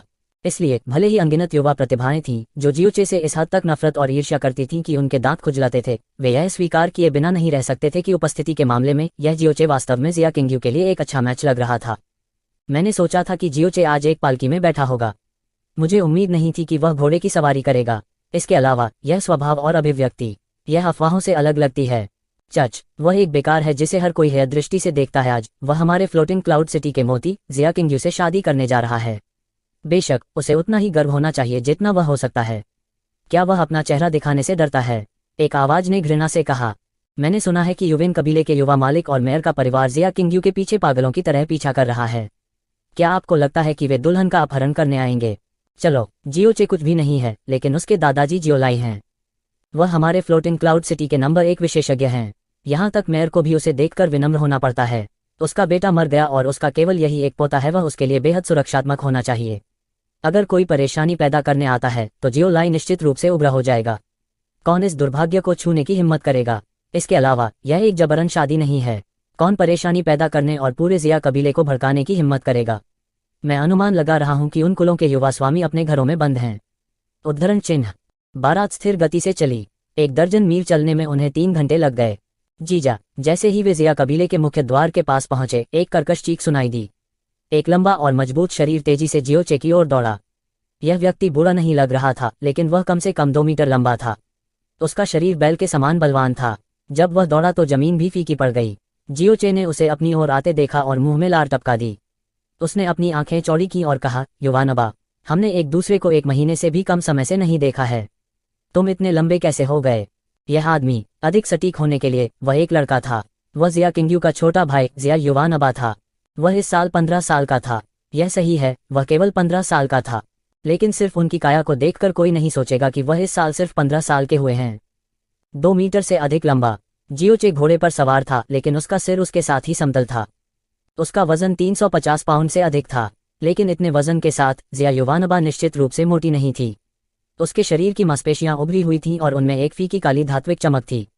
इसमें आश्चर्यजनक मात्रा में शक्ति थी। उनका जुआनली एलिमेंट्री प्रोफाउंड रियल्म के केवल चौथे स्तर पर था। इसे केवल औसत से थोड़ा ऊपर माना जा सकता है, लेकिन उनकी ताकत असीम थी। यहाँ तक अगर वह प्राथमिक गहन दायरे के 6ठे स्तर पर किसी के साथ लड़ता है तो वह निश्चित रूप से नहीं हारेगा। जिया युवानबा जियोचे की सबसे अच्छी दोस्त थी। जब वह छोटा था तब से ही वह हमेशा जियोशे को जीजा कहता था। दोनों साथ साथ खेलते थे। 8 साल की उम्र से पहले जिया युवानबा अभी भी काली और दुबली पतली थी। उसे अक्सर धमकाया जाता था। 8 साल की उम्र के बाद जिया युवानबा की ऊंचाई और वजन विस्फोटक रूप से बढ़ गया। उसकी भूख और शक्ति भी अधिक से अधिक आश्चर्यजनक होती गई। अब जब वह 15 साल का था, बस उसके चेहरे को देखकर कोई भी स्पष्ट रूप से कुछ कोमलता देख सकता था, लेकिन उसकी काया बस राक्षसी थी। जियोचे की बातें सुनकर जिया युवानबा ने अपना सिर खुजलाया और शर्मिंदगी के चेहरे से कहा, मैं इसके बारे में कुछ नहीं कर सकती। पिताजी ने मुझे हर दिन वजन कम करने के लिए कहा, लेकिन मुझे भूखा रहने देना मुझे मारने से भी बुरा है। उद्धरण चिन्ह उद्धरण चिन्ह। जियोचे अवाक था। वह केवल 15 वर्ष का था और पहले से ही इस अवस्था में था। जब वह वयस्क हुआ, यह बिल्कुल अकल्पनीय था। जियोचे ने कई बार जिया युवानबा की भूख देखी थी। सौभाग्य से उनका जन्म जिया परिवार में हुआ था। यदि वह एक सामान्य परिवार में पैदा हुआ होता तो वह बहुत पहले खा चुका होता, जब तक कि वह दिवालिया नहीं हो गया। हे जीजा जी, आज आप आधिकारिक तौर पर मेरे जीजा हैं। जिया युवानबा ने एक सरल और ईमानदार मुस्कान दी। वह बहुत खुश था कि उसकी बहन जियोचे से शादी करने जा रही थी। दरअसल वह इस दिन का बेसब्री से इंतजार कर रहे थे, क्योंकि उनकी राय में उनकी पत्नी जैसी शक्तिशाली बहन के साथ कोई भी जियोचे को नीचा दिखाने की हिम्मत नहीं करेगा। जल्दी अंदर आओ, बहन तैयार है। इस बिंदु तक बोलते हुए जिया युवानबा ने अपने माथे पर थप्पड़ मारा। और ठीक है, मैं मुख्य द्वार खोलती हूँ। इसके साथ जिया युवानबा मांस के हिलते पहाड़ की तरह जिया परिवार के मुख्य द्वार की दिशा में दौड़ी। जैसे ही शादी की बारात जिया परिवार के निवास में दाखिल हुई, जियोचे ने प्रवेश करते ही मुस्कुराते हुए जिया होनई को देखा। वह जल्दी से उतर गया और जिया होनई के सामने चला गया और सम्मानपूर्वक सलाम किया, अंकल जिया। हाँ हाँ, ऐसे समय में भी आप मुझे अंकल ही कह रहे हैं, जिया होनई ने एक कोमल मुस्कान के साथ कहा। वह लंबा नहीं था और अधेड़ उम्र में उसका वजन कुछ बढ़ गया था। वह सरल और ईमानदार दिखता था, लेकिन फ्लोटिंग क्लाउड सिटी में किसी ने भी उसे नीचे देखने की हिम्मत नहीं की। जियोचे की आंखें सिकुड़ गईं जब उन्होंने सम्मानपूर्वक अभिवादन किया, ससुर। उसने हमेशा जिया होनई को उच्च सम्मान में रखा था, क्योंकि वह उनके पिता के सौतेले भाई थे। जब से वह छोटा था उसे तिरस्कार के अनगिनत रूप मिले थे, लेकिन जिया होनई ने हमेशा उसका ख्याल रखा था। भले ही उसकी जुबान की नसें अपंग हो गई थी, फिर भी वह अपने पिता के वादे के खिलाफ नहीं गया और 16 साल की होने पर जिया किंग्यू से जियोचे से शादी करने की पहल की। हे, अच्छा, जिया होनई ने सिर हिलाया और जियोचे के कंधे को थपथपाया। आज से मैं किंग्यू को तुम्हें सौंप दूंगा। भले ही तुम एक महान नायक या शक्तिशाली व्यक्ति नहीं हो, सिर्फ इसलिए कि तुम जियो यंग के बेटे हो, मैं निश्चिंत होकर अपनी पुत्री का विवाह तुमसे कर सकता हूँ। आपके पिता जियो यंग बेहद प्रतिभाशाली और वफादार हैं। उसके साथ भाई बनने में सक्षम होने के लिए मुझे अपने जीवन में पछतावा नहीं होगा। आप जियो यंग के बेटे हैं, भले ही आपकी जुबान की नसें क्षतिग्रस्त हो गई हो, मुझे विश्वास नहीं है कि आप भविष्य में एक साधारण व्यक्ति होंगे। उद्धरण चिन्ह। मेरी बेटी के साथ अच्छा व्यवहार करो। जहां तक अफवाहों और अपशब्दों की बात है, उन्हें रहने दो। जियोशे की आंखें थोड़ी हिली, इससे पहले कि उसने धीरे से लेकिन दृढ़ता से अपना सिर हिलाया। ससुर, चिंता मत करो। भले ही अब दूसरों द्वारा मुझे नीचा दिखाया जा रहा है, एक छिपा हुआ अजगर एक दिन जाग जाएगा। जब वह समय आएगा तो मैं उन सभी का मुंह बंद कर दूंगा जो मुझे नीचा देखते हैं, और जो लोग जिया परिवार का एक बेकार दामाद होने के लिए उपहास करते हैं, उनका मुंह बंद कर दूंगा। जिया होने क्षण भर के लिए स्तब्ध रह गई। जिस जियोचे से वह परिचित था वह हमेशा कोमल और कमजोर था। सौम्य स्वभाव के अलावा वह अक्सर अनजाने में हीन भावना प्रकट कर देता था, लेकिन आज वह उनसे ऐसे साहसिक शब्द कह रहे थे। इसके अलावा उनकी टकटकी तेज थी और उनकी अभिव्यक्ति शांत थी। उसकी आंखें इतनी गहरी थीं कि वह उनके आर पार नहीं देख सकता था। यह उसके पहले के कमजोर रवैये से बिल्कुल अलग था। अच्छा, जिया होनई ने सिर हिलाया और एक बार फिर जियोचे के कंधे को थपथपाया। मुझे विश्वास है कि जियो यंग का बेटा निश्चित रूप से साधारण नहीं होगा। मैं उस पल का इंतजार करूंगा जब आप छिपे हुए अजगर की तरह रसातल में चढ़ेंगे। ठीक है, किंग्यू का पक्ष तैयार है। जाना। उद्धरण चिन्ह। 2 ब्राइड्समेड्स के समर्थन में जिया किंग्यू आखिरकार जियोचे के सामने उपस्थित हुई। उसने अपने सिर पर चमकदार लाल फीनिक्स कोरोनेट पहना था। फीनिक्स कोरोनेट से नीचे लटकते महीन मोतियों वाले पर्दे ने उसके चेहरे को पूरी तरह से ढक दिया, जिससे लोगों के लिए उसकी वर्तमान उपस्थिति और अभिव्यक्ति को स्पष्ट रूप से देखना असंभव हो गया। उसके चमकदार काले बाल उसकी पीठ के पीछे धीरे से लिपटे हुए थे। उसने फॉर हैप्पीनेस रूई क्लाउड पैटर्न से बना एक चमकीला लाल शादी का जोड़ा पहना था। कमर पर लबादा बंधा हुआ था, जिससे उसकी पतली कमर का पता चल रहा था। उसकी कमर पर एक अति सुंदर जेड बेल्ट थी और जेड बेल्ट के नीचे बारीक मोती के लटकन लटके हुए थे। उसने सुनहरे रेशमी जूतों की एक जोड़ी पहनी थी और उसका भव्य पहनावा बेहद आकर्षक था। ब्राइड्समेड्स के समर्थन से जिया किंग्यू धीरे धीरे जियोचे की ओर चल पड़ी। हर कदम हल्का और सुहावना था, मानो वह बादलों पर चल रही हो। दोनों चल तो रहे थे, पर उसके बदन पर ऐसा लग रहा था मानो बादलों पर चल रही कोई परी हो। यह साधारण आसन तुलना से परे सुंदर था और जियोचे भी आंख को भाता था। जिया किंग्यू आखिरकार सेडान के सामने आ गई। दोनों ब्राइड्समेड्स ने भी जाने दिया और पीछे हट गईं। ब्लू विंड एम्पायर के शादी के रीति रिवाजों के अनुसार दूल्हा दुल्हन को पालकी में मदद करेगा। जियोचे ने एक कदम आगे बढ़ाया और अपना हाथ जिया किंग्यू की ओर बढ़ाया। जिया किंग्यू ने भी धीरे से अपना हाथ उठाया। हालांकि जैसे ही जिया किंग्यू का हाथ उसकी हथेली को छूने वाला था, जियोचे के हाथ से अचानक एक हड्डी भेदी ठंडक निकली।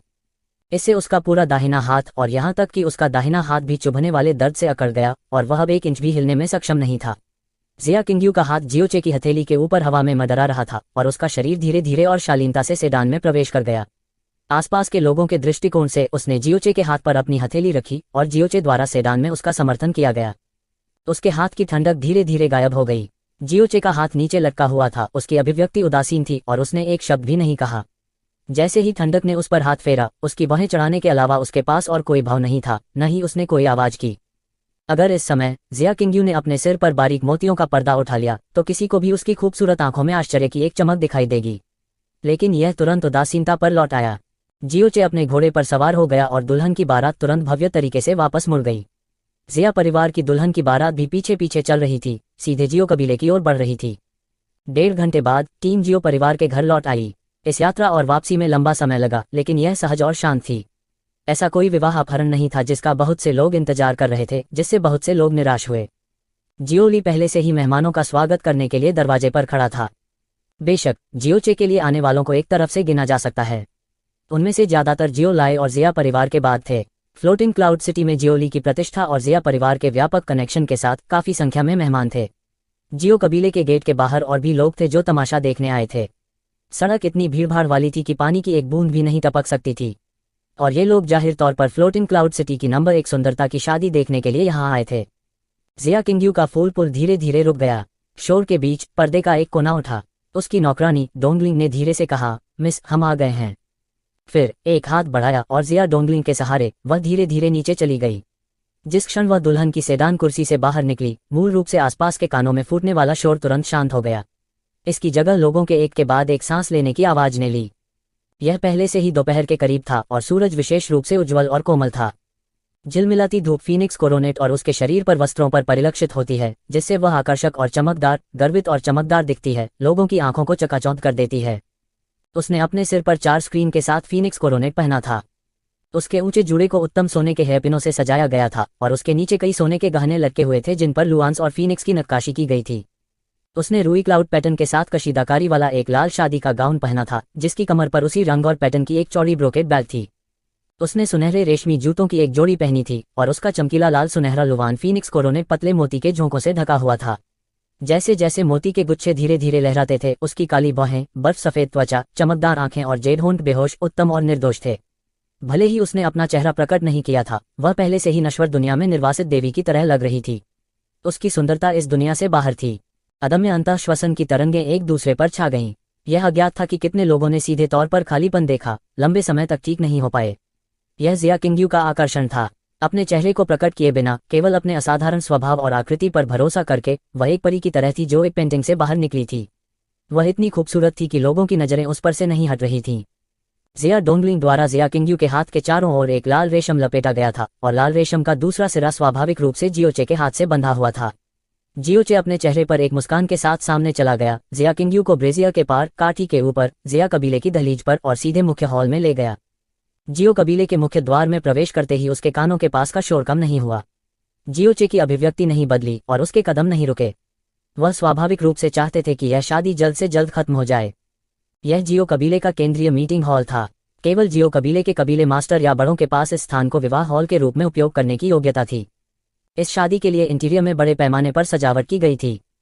जहां तक नजर जा सकती थी, नक्काशीदार बीम पुखराज के साथ जड़े हुए थे और 4 दीवारों को एक मोती के साथ खेल रहे ड्रैगन की एक जोड़ी के साथ उकेरा गया था, जिसके शीर्ष पर कई दुर्लभ मोती जड़े हुए थे। एक बड़ा लाल कालीन हॉल के बीचों बीच से होकर जाता था, जो सामने की सुनहरी सीढ़ियों तक एक सीधी रेखा में फैला हुआ था। फीकी सुनहरी रोशनी ने शानदार ढंग से सजाए गए हॉल को रोशन कर दिया, जिससे यह और भी चमकदार हो गया।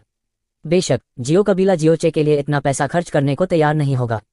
यह सब जिया कबीले से आया है। अपनी बेटी की शादी के मामले में जिया होनई बिल्कुल भी कंजूस नहीं था। हॉल के उच्चतम बिंदु पर जियोली और जिया होनई ने पहले ही अपनी सीट ले ली थी। जब उन्होंने जियोचे और जिया क्विंगयू को अंदर आते हुए देखा तो उनके चेहरे मुस्कान से भरे हुए थे। रेड कारपेट के दोनों किनारों पर लाल चंदन की मेजों की 3 पंक्तियां थीं, जो पहले से ही लोगों से भरी हुई थीं। जियो कबीले के कबीले मास्टर जियो यूनहाई प्रभावशाली ढंग से बैठे थे, जैसा कि जियो कबीले के अन्य 4 बुजुर्ग थे।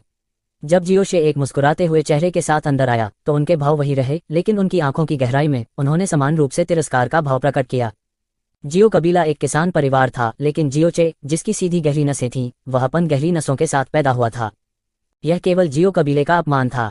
यदि ऐसा इसलिए नहीं होता क्योंकि वह 5वें बुजुर्ग जियोलाई का पोता था, तो उसे लंबे समय तक जियो कबीले की संपत्ति से निर्वासित कर दिया गया होता और जियो कबीले में रहने में सक्षम नहीं होता। और अगर यह वास्तव में नहीं होता कि वह फ्लोटिंग में जिया कबीले की सबसे प्रमुख बेटी से शादी कर रहा था, क्लाउड सिटी व्यक्तिगत रूप से उपस्थित होने का उल्लेख नहीं करने के लिए वे इसके बारे में पूछने की जहमत भी नहीं उठाएंगे। जियोचे के लिए जब भी इस नाम का उल्लेख या सुना गया, वे केवल कचरा शब्द के बारे में सोच सकते थे। ध्यान देने की तो बात ही क्या, वे उसके रूप रंग को भी याद नहीं रख सकते थे।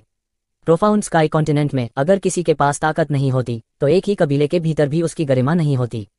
यह वास्तविकता थी और जियो कबीले की युवा पीढ़ी के भाव भी आश्चर्यजनक रूप से सुसंगत थे। जब उनकी निगाहें जिया किंगयू पर पड़ीं तो उन्होंने एक बेकाबू मोह प्रकट किया और जब उन्होंने जियोचे की ओर देखा तो उनकी आंखों में ईर्ष्या की लपटें लगभग फूटने ही वाली थीं। यह आजीवन अपंग, जो जियो कबीले के सहयोगी शिष्य भी थे, नीचे देखा था, वास्तव में फ्लोटिंग क्लाउड सिटी के नंबर 1 मोती से शादी की, जिसके बारे में उन्होंने सपने में भी नहीं सोचा था। उन दोनों को लाल रेशमी हाथ में मैरिज हॉल में चलते देखना उस तरह का एहसास एक मरी हुई मक्खी को खाने से कहीं ज्यादा असहज था। शादी के समारोहों के मास्टर जियो कबीले के महाप्रबंधक जियोडे थे, जो जियो कबीले के रसद के प्रभारी थे। मास्टर ऑफ सेरेमनी दूल्हा और दुल्हन के परिचय के साथ शुरू हुई और फिर विशिष्ट अतिथियों के आगमन की घोषणा की। जियोचे की अभिव्यक्ति वही रही और उसका दिल पानी की तरह शांत था। समारोह के मास्टर के शब्दों के लिए वह उन्हें सुनने के लिए पहले से ही बहुत आलसी था। अपने दिल में वह बार बार एक ऐसे सवाल पर विचार कर रहा था जिसके बारे में वह चिंतित था। जिया कबीले में जब जिया किंग्यू उसके हाथ को छूने वाली थी तो उसके हाथ से अचानक ठंड का एहसास क्या हुआ था। क्या यह किसी प्रकार की गहन तकनीक हो सकती है? लेकिन फ्लोटिंग क्लाउड सिटी में उन्होंने ऐसी गहन तकनीक के बारे में कभी नहीं सुना था। 16 साल की उम्र में प्राथमिक गहन दायरे के 10वें स्तर तक पहुंचने में सक्षम होने के लिए जिया किंग्यू निस्संदेह एक अद्भुत प्रतिभा थी। लेकिन स्तर के संदर्भ में वह अभी भी प्राथमिक गहन दायरे के सबसे बुनियादी स्तर पर थी। इस स्तर पर वह वास्तव में इतनी बर्फीली ठंडी हवा को चुपचाप छोड़ने में सक्षम थी जिससे उसका पूरा हाथ हिलने डुलने में पूरी तरह से असमर्थ हो गया था। वास्तव में यह किस तरह की गहन तकनीक थी जो वास्तव में इस स्तर पर ऐसी आश्चर्यजनक शक्ति प्रदर्शित करने में सक्षम थी?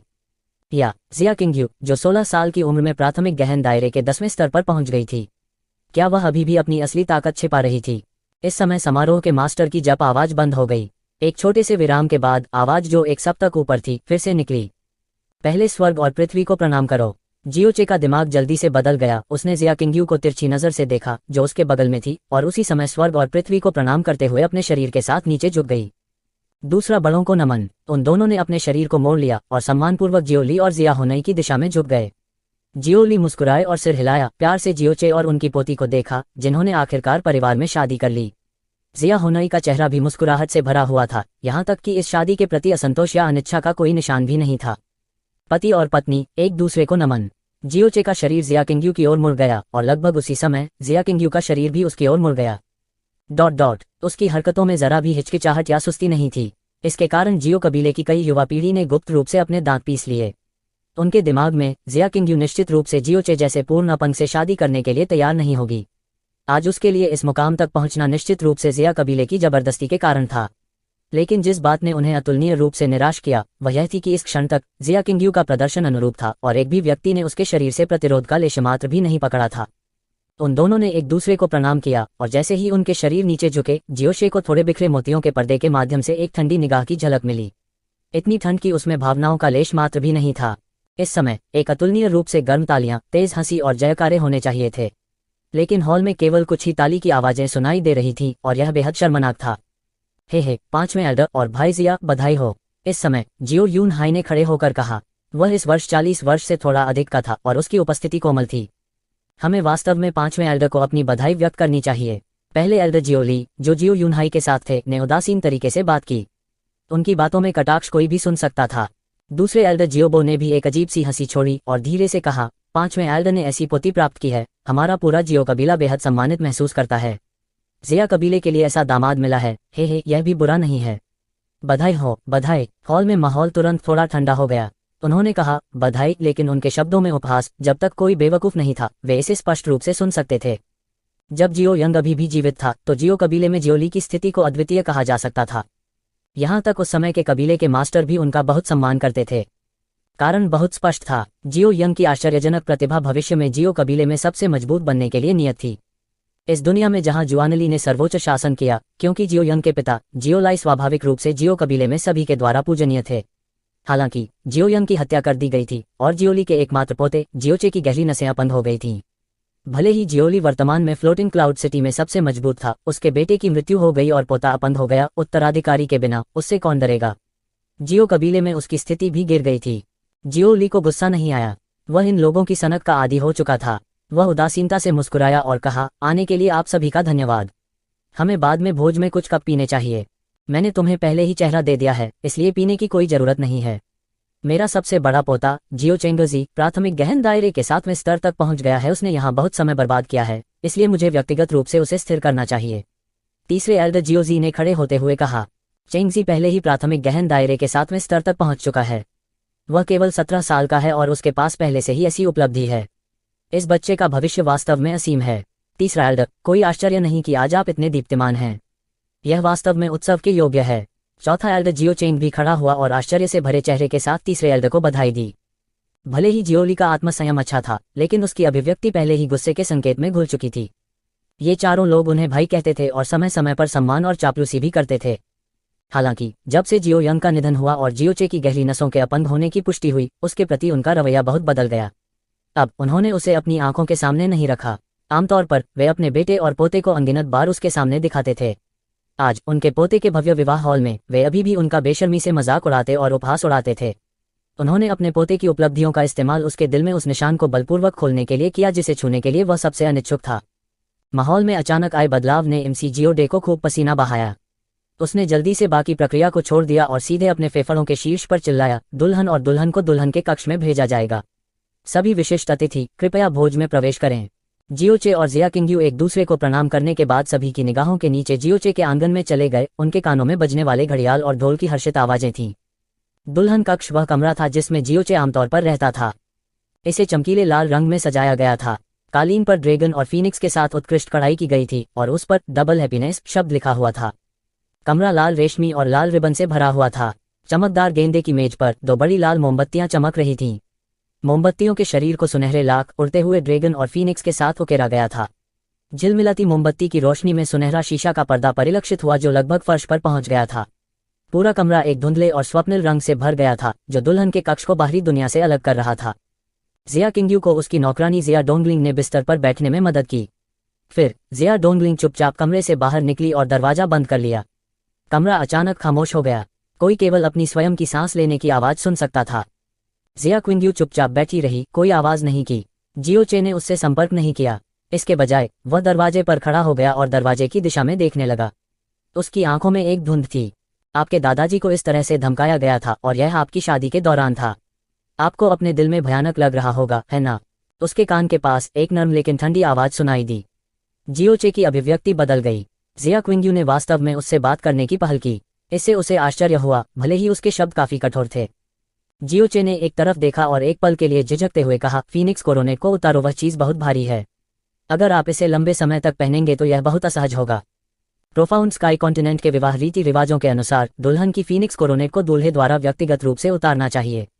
हालांकि जब उसने उसकी मदद करने की कोशिश की तो वह इससे जम गया था। घमंडी और अहंकारी जियोचे इसे फिर से छूना नहीं चाहता था। बेशक उसने नहीं सोचा था कि जिया किंग्यू वास्तव में उसे फीनिक्स मुकुट उतारने में मदद करने के लिए तैयार होगी। जिया किंग्यू एक पल के लिए रुकी। फिर उसने अपना हाथ उठाया और चुपचाप मोती के लटकन के साथ फीनिक्स कोरोनेट को उतार दिया। तुरंत जियोचे की दृष्टि में एक लुभावनी सुंदर चेहरा दिखाई दिया। उसने अपनी खूबसूरत आंखें उठाईं। जिस क्षण उसकी आंखें उससे मिलीं, जियोचे की आंखें तुरंत फीकी पड़ गईं। यह आंखों की एक जोड़ी इतनी सुंदर थी कि इसे बयां नहीं किया जा सकता। यह ऐसा था जैसे दुनिया की सभी शांत नीली तरंगें सपने जैसी आंखों की इस जोड़ी में अनारक्षित रूप से केंद्रित थीं। यहां तक दुनिया का सबसे प्रतिभाशाली चित्रकार भी सबसे भव्य शब्दों के साथ इसका वर्णन और व्याख्या नहीं कर पाएगा। उसकी त्वचा जेड की तरह चिकनी और बर्फ की तरह सफेद थी। मंद रोशनी वाले कमरे में भी उसका चमकदार और पारभासी जेड जैसा चेहरा अभी भी बर्फ की तरह सफेद था। उसके सुगंधित ओठ विश्व की सबसे कोमल पुष्प की पंखुड़ियों जैसे थे। उसकी सुंदर और अद्वितीय नाक दुनिया की सबसे खूबसूरत सफेद जेड से उकेरी गई लग रही थी। वह एक जन्मजात बड़प्पन और अहंकार से भरी हुई थी। उम्मीद के मुताबिक वह अपनी प्रतिष्ठा के अनुरूप है, जियोचे ने खुद से कहा। शुरू से अंत तक उसकी आंखें एक पल के लिए भी नहीं झपकी और न ही हिलीं। वह सुंदर नेत्रों का जोड़ा अनंत आकर्षण से युक्त एक खौलती हुई खाई के समान था। इसने उसकी चेतना और विचारों को लगातार उसमें गिरने के लिए आकर्षित किया, खुद को निकालने में असमर्थ। भले ही वह और जिया किंग्यू बचपन से ही लगे हुए थे, लेकिन जब वह छोटा था तब कुछ झलकियों के अलावा यह पहली बार था जब उसने 10 साल की उम्र के बाद जिया किंग्यू की असली उपस्थिति देखी थी। क्योंकि जिया किंग्यू ने शायद ही कभी अपने कक्षों को छोड़ा था और जियोचे, जो जानता था कि उसकी गहरी नसें थिनपिंग हमेशा हीनता और आत्मदोष से भरा हुआ था, इसलिए उसने शायद ही कभी जियो कबीले को छोड़ा हो। उसने कभी कभार ही जिया किंग्यू के अद्वितीय लालित्य के बारे में सुना था जब वह अन्य लोगों के शब्दों से बड़ी हुई थी। अपने दिल में वह हमेशा एक अस्पष्ट सुंदर आकृति बनाने के लिए लालायित रहता था। लेकिन अब जब उसने आखिरकार जिया किंग्यू के असली रूप को देख लिया था तो वह सुंदर आकृति जिसके बारे में उसने हमेशा अपने दिल में कल्पना की थी, वह भी एक पल में गायब हो गई। क्योंकि जिया किंग्यू की सुंदरता उसकी कल्पना से पूरी तरह से परे थी। वह यह वर्णन करने में असमर्थ था कि यह किस प्रकार का अद्वितीय लालित्य था। यहाँ तक जियोचे, जिसके पास 2 जन्मों की यादें थीं, जब इस रूप का सामना किया तो उसका दिमाग थोड़े समय के लिए चकित हो गया। जिया किंग्यू को फ्लोटिंग क्लाउड सिटी की नंबर 1 सुंदरता के रूप में जाना जाता था, लेकिन इस समय भले ही कोई कहे कि वह ब्लू विंड एम्पायर की नंबर 1 सुंदरता थी, जियोचे निश्चित रूप से इस पर संदेह नहीं करेगा। वह कल्पना नहीं कर सकता था कि उसके सामने सुंदर दृश्यों को पार करने में किस प्रकार की लालित्य हो सकती है। और उसके सामने जो लड़की थी वह अभी भी उसके जैसी ही उम्र की थी, केवल 16 साल की। इस उम्र में एक लड़की को अपनी सुंदरता से पूरी तरह खिलना बाकी था। अगर कुछ और साल बीत जाते तो यह कल्पना करना और भी मुश्किल हो जाता कि जिया किंग्यू का आकर्षण किस तरह के दायरे तक पहुंचेगा।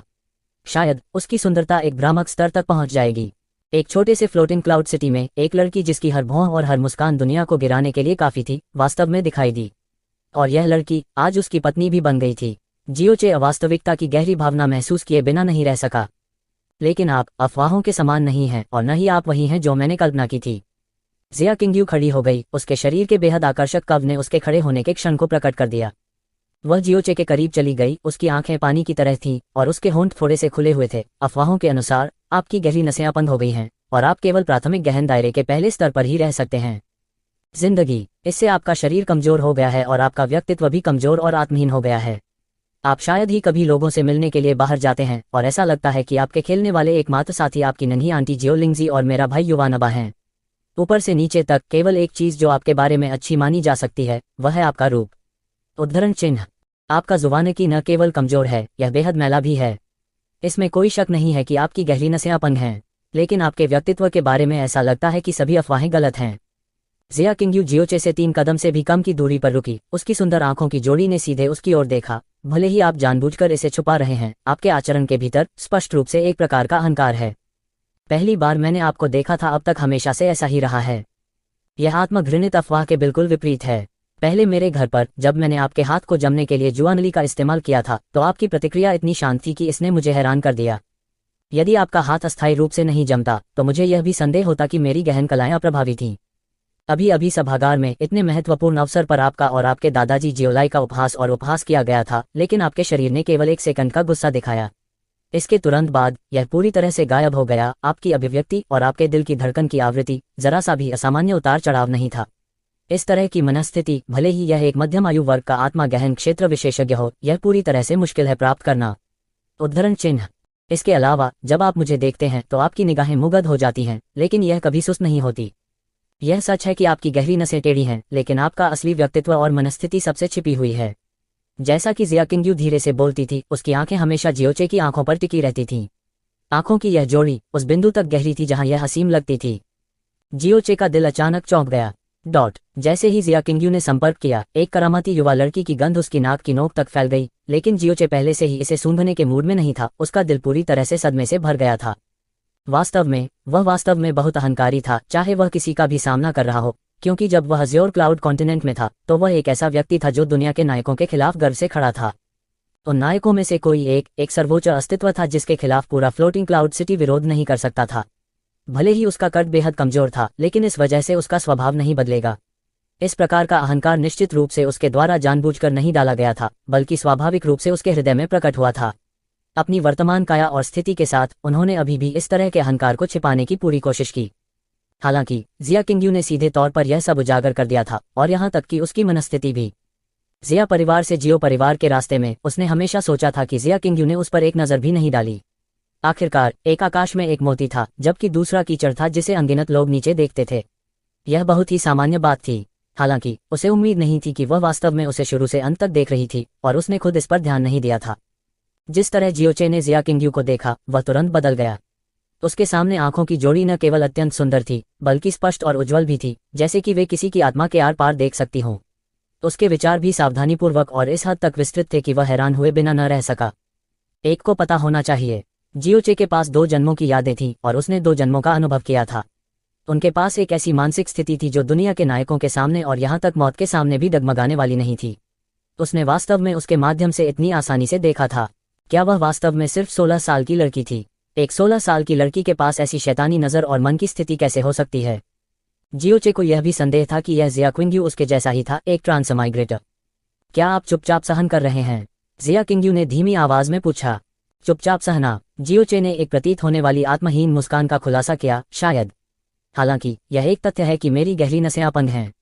गहरे आकाश महाद्वीप में अपंग गहरी नसों का मतलब है कि मुझे केवल बाकी के लिए दूसरों द्वारा हीन देखा जा सकता है।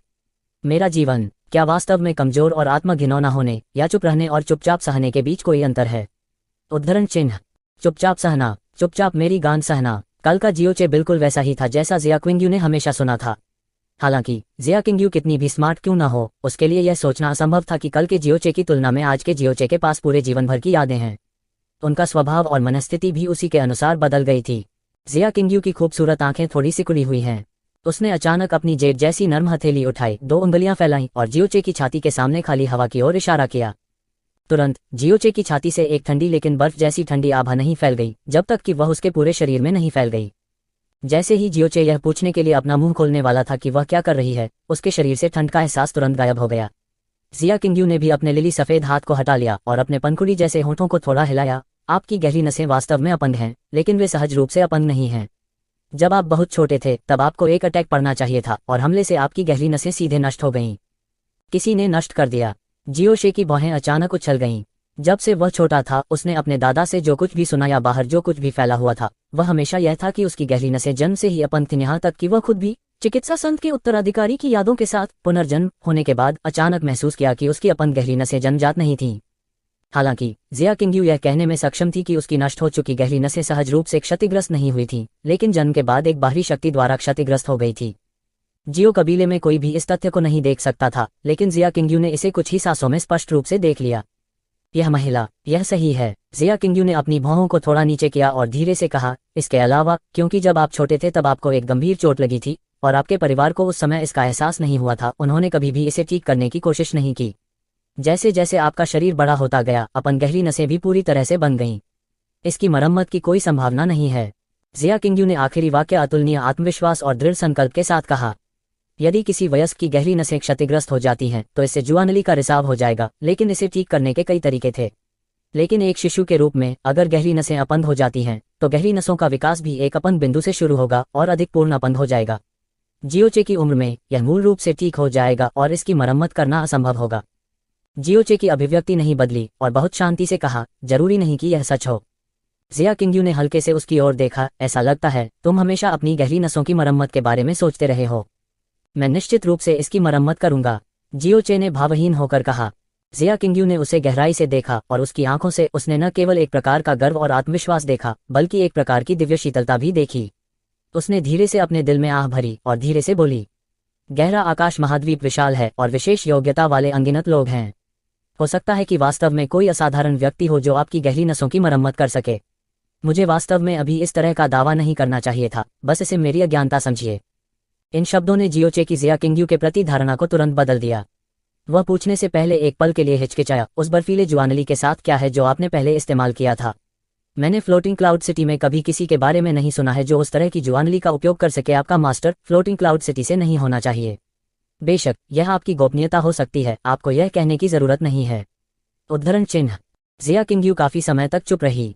जब जियोचे ने सोचा कि वह यह नहीं कहेगी तो उसने उसे शांति से कहते सुना, फ्रोजन क्लाउड आर्ट्स, जमे हुए बादल कला। इस नाम ने जियोचे को थोड़ा चौंका दिया और उसके दिल में परिचितता का एक स्पष्ट भाव उभर आया।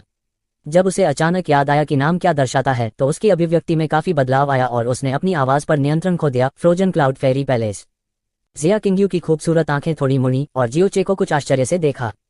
जब उसने 4 शब्द जमे हुए बादल परी महल चिल्लाए तो जियोशे ने स्पष्ट रूप से अपनी भावनाओं पर नियंत्रण खो दिया था। लेकिन उसकी आंखों में वह अभी भी बहुत शांत था, क्योंकि अगर तैरते हुए बादल शहर के भगवान ने अचानक यह नाम सुना तो वह इतना चौंक जाएगा कि उसका पूरा शरीर नर्म हो जाएगा और उसके पैर कांपने लगेंगे। उसने हल्के से कहा, मेरे गुरु वास्तव में फ्रोजन क्लाउड फेरी पैलेस के एक व्यक्ति हैं और मुझे फ्रोजन क्लाउड फेरी पैलेस का शिष्य भी माना जा सकता है। यह मामला पूरे फ्लोटिंग क्लाउड सिटी में केवल मेरे पिता ही जानते हैं। आप जानने वाले दूसरे व्यक्ति हैं। मैं आपको बता दूंगी, क्योंकि कम से कम नाम के लिए आप पहले से ही मेरे पति हैं। इसे आपके लिए मेरे मन में सबसे बुनियादी सम्मान माना जा सकता है। उद्धरण चिन्ह। उद्धरण चिन्ह डॉट डॉट डॉट उद्धरण चिन्ह। जियोशे का दिल काफी देर तक सदमे से शांत नहीं हो पाया। 4 शब्द जमे हुए बादल परी महल उसके दिल में एक विशाल बम विस्फोट की तरह थे। क्योंकि यह ब्लू विंड साम्राज्य के सबसे मजबूत 4 संप्रदायों में से एक था, यह वह पवित्र भूमि थी जिसके लिए ब्लू विंड साम्राज्य में सभी जुआनजे तरसते थे और इसके लिए तरसते थे। यह एक उत्कृष्ट अस्तित्व था जिसे ब्लू विंड साम्राज्य के शाही परिवार को भी हर साल पूजा करनी पड़ती थी। Tianjian Villa, Frozen Cloud Fairy Palace, जियो स्कूल, बनिंग हेवन स्कूल।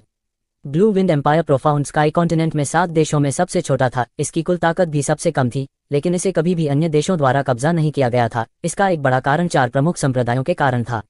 वे बड़े देश ब्लू विंड एम्पायर के महल की ताकत से नहीं डर सकते थे, लेकिन वे 4 प्रमुख संप्रदायों से नहीं डर सकते थे। 4 प्रमुख संप्रदायों की ताकत पर संदेह करने की कोई आवश्यकता नहीं थी।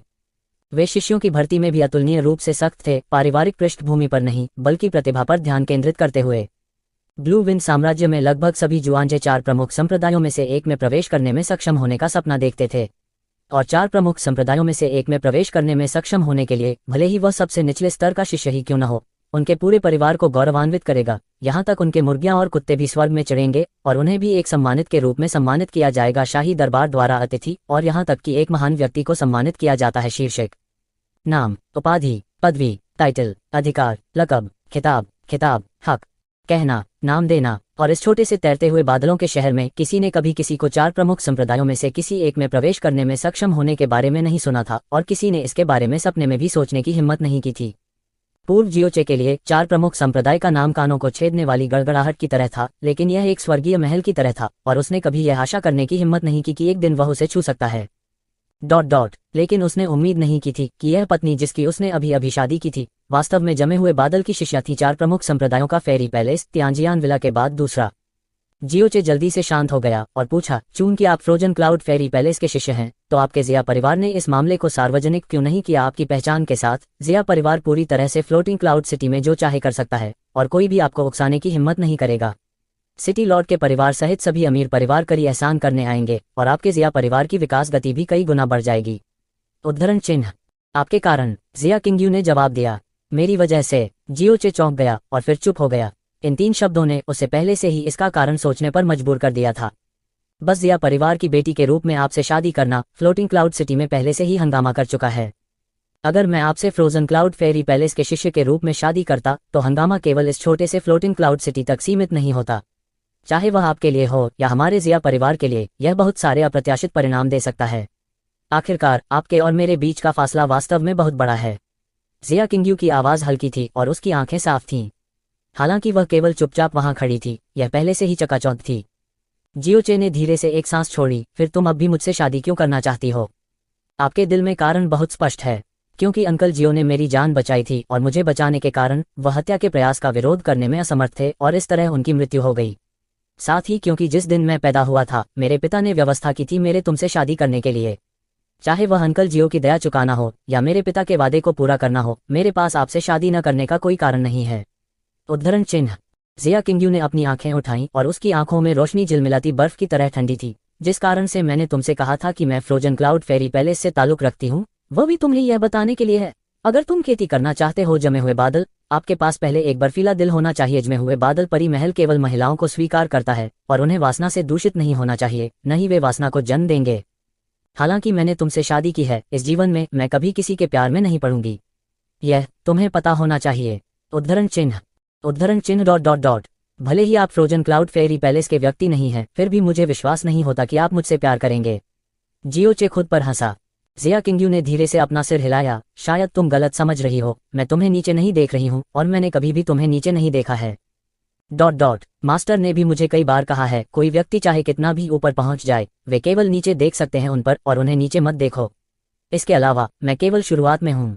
हालांकि जुआनली को प्रोफाउंड स्काई कॉन्टिनेंट में सम्मानित किया जाता है, फिर भी दुनिया में अनगिनत डॉक्टर, पिल मास्टर्स और हथियार मास्टर्स की प्रशंसा की जाती है। गहरी नसों के अपंग होने का मतलब यह नहीं है कि किसी का जीवन बर्बाद हो गया है। उद्धरण चिन्ह, जियोचे हिल गया। फ्लोटिंग क्लाउड सिटी में केवल जिया किंगयू की शक्ल और प्रतिभा के बारे में जाना जाता था। शायद कोई नहीं जानता था कि उसकी भव्यता के तहत यहाँ तक अधिकांश मध्यम आयु वर्ग के लोगों को मन की स्थिति रखना मुश्किल होगा। और वह वास्तव में केवल 16 वर्ष की थी। कुछ और वर्षों में यह बिल्कुल अकल्पनीय था। कोई आश्चर्य नहीं कि वह फ्रोजन क्लाउड फेरी पैलेस के लोगों द्वारा पसंद की गई थी। और ऐसी महिला उपस्थिति, प्रतिभा या मन की स्थिति की परवाह किए बिना एक राक्षस कहला सकती है। वास्तव में उसकी पत्नी बन गई। यह वास्तव में एक सपने जैसा लगा। अगर उसके सामने 2 जन्मों का अनुभव और यादें नहीं होती तो वह निश्चित रूप से इस हद तक हीन महसूस करता कि उसने उसके चेहरे की ओर देखने की भी हिम्मत नहीं की। मुझे यह बताने के लिए धन्यवाद, जियोचे ने आह भरते हुए कहा। फिर उसका स्वर बदल गया और उसकी निगाहें केंद्रित हो गईं। फिर क्या आप मुझे बता सकते हैं आखिर में आपका वर्तमान जुआनली क्या है? 16 वर्ष की आयु में प्राथमिक गहन क्षेत्र के 10वें स्तर में प्रवेश करने में सक्षम होने के लिए यह निश्चित रूप से एक आश्चर्यजनक प्रतिभा थी जो पूरे फ्लोटिंग क्लाउड सिटी को हिला सकती थी।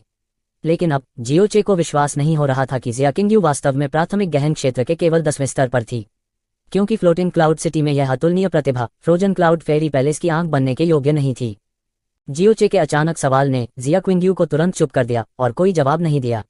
लेकिन उसकी चुप्पी पहले ही दिखा चुकी थी कि उसकी ताकत वास्तव में प्राथमिक गहन दायरे के 10वें स्तर पर ही नहीं थी। आपको टोस्ट जाना चाहिए, जिया किंगयू ने इधर उधर देखा और धीरे से कहा। जैसे ही उसने बोलना समाप्त किया, दरवाजे के बाहर से कदमों की आहट धीरे धीरे आ रही थी। उसके बाद जियो होंग की शांत आवाज आई, यंग मास्टर, यह टोस्ट का समय है। दादाजी होंग, मैं तुरंत जाऊंगा। जियोचे सहमत हो गया। उसने जिया किंगयू पर एक आखिरी नजर डाली, अपने कपड़े ठीक किए और कमरे से बाहर चला गया। जैसे ही जियोचे चला गया, कमरे में अचानक एक चमकीला बर्फीला प्रभामंडल दिखाई दिया और बर्फीले प्रभामंडल के भीतर एक सपने की तरह जिया किंगयू के सामने एक बर्फ सफेद आकृति दिखाई दी। जिया किंगयू आगे बढ़ी, हल्के से अपने शरीर को सीधा किया और धीरे से और सम्मानपूर्वक पुकारा, मास्टर किंगयू, आपने अपनी इच्छा पूरी कर ली है। आपको मेरे साथ फ्रोजन क्लाउड फेरी पैलेस वापस जाना चाहिए, है ना? यह आवाज बहुत कोमल और सुंदर थी, बादलों की तरह हल्की फुल्की, सुस्पष्ट, हवा की तरह कोमल, दुनिया के सबसे ठंडे दिल को पूरी तरह से पिघलाने के लिए पर्याप्त थी। लेकिन जिया किंगयू ने हल्के से अपना सिर हिलाया। मास्टर किंगयू कुछ और समय के लिए रुकना चाहता है। अगर मैं अपनी शादी के तुरंत बाद चली जाती हूँ तो वह निश्चित रूप से और भी अधिक कान छिदवाने वाले और अंतहीन उपहास का शिकार होगा। मास्टर, कृपया मुझे 1 महीने का समय और दें। मैं इस तरह से जाऊंगा कि उसे चोट न लगे और दूसरों को उसे चोट नहीं पहुंचाने दूंगा। उद्धरण चिन्ह। सफेद कपड़े वाली महिला ने उसे शांति से देखा और थोड़ी देर के बाद उसने धीरे से सिर हिलाया और मुस्कुराए। यह ठीक है, चूंकि मैंने पहले ही आपको 100 साल में शादी करने वाले फ्रोजन क्लाउड फेरी पैलेस के पहले शिष्य बनने के लिए एक अपवाद बना दिया है, तो इसमें 1 और महीने की देरी करने में कोई हर्ज नहीं है। उद्धरण चिन्ह। गुरु, आपका धन्यवाद। जिया किंगयू ने एक बार फिर अपने शरीर को नीचे किया, एक पल के लिए झिझकी और धीरे से कहा, मास्टर, उसकी गहरी नसें, क्या वास्तव में ठीक होने की कोई संभावना नहीं है? सफेद कपड़े वाली महिला ने लगभग बिना किसी झिझक के अपना सिर हिलाया। इस दुनिया में शायद कुछ भी पूर्ण नहीं है, लेकिन कम से कम मेरी राय में यह असंभव है। किंगयू, आपके पास एक दयालु और कृतज्ञ हृदय है। यह वास्तव में अच्छा है, लेकिन मास्टर, वास्तव में इस बार आपकी मदद नहीं कर सकते, क्योंकि मैं कुछ दिनों पहले वानजाओ में था। पांडुलिपि बहुत तंग है और निकट भविष्य में बहुत सारे अपडेट होंगे, लेकिन समय बहुत स्थिर नहीं हो सकता है।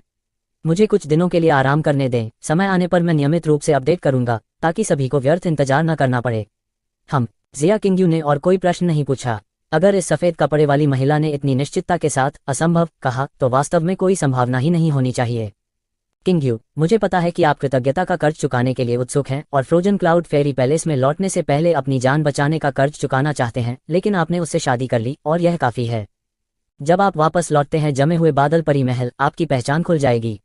वह बाद में और अधिक उपहास प्राप्त कर सकता है, लेकिन कोई बात नहीं, जमे हुए बादल परी पैलेस के एक शिष्य के पति के रूप में उसकी पहचान है।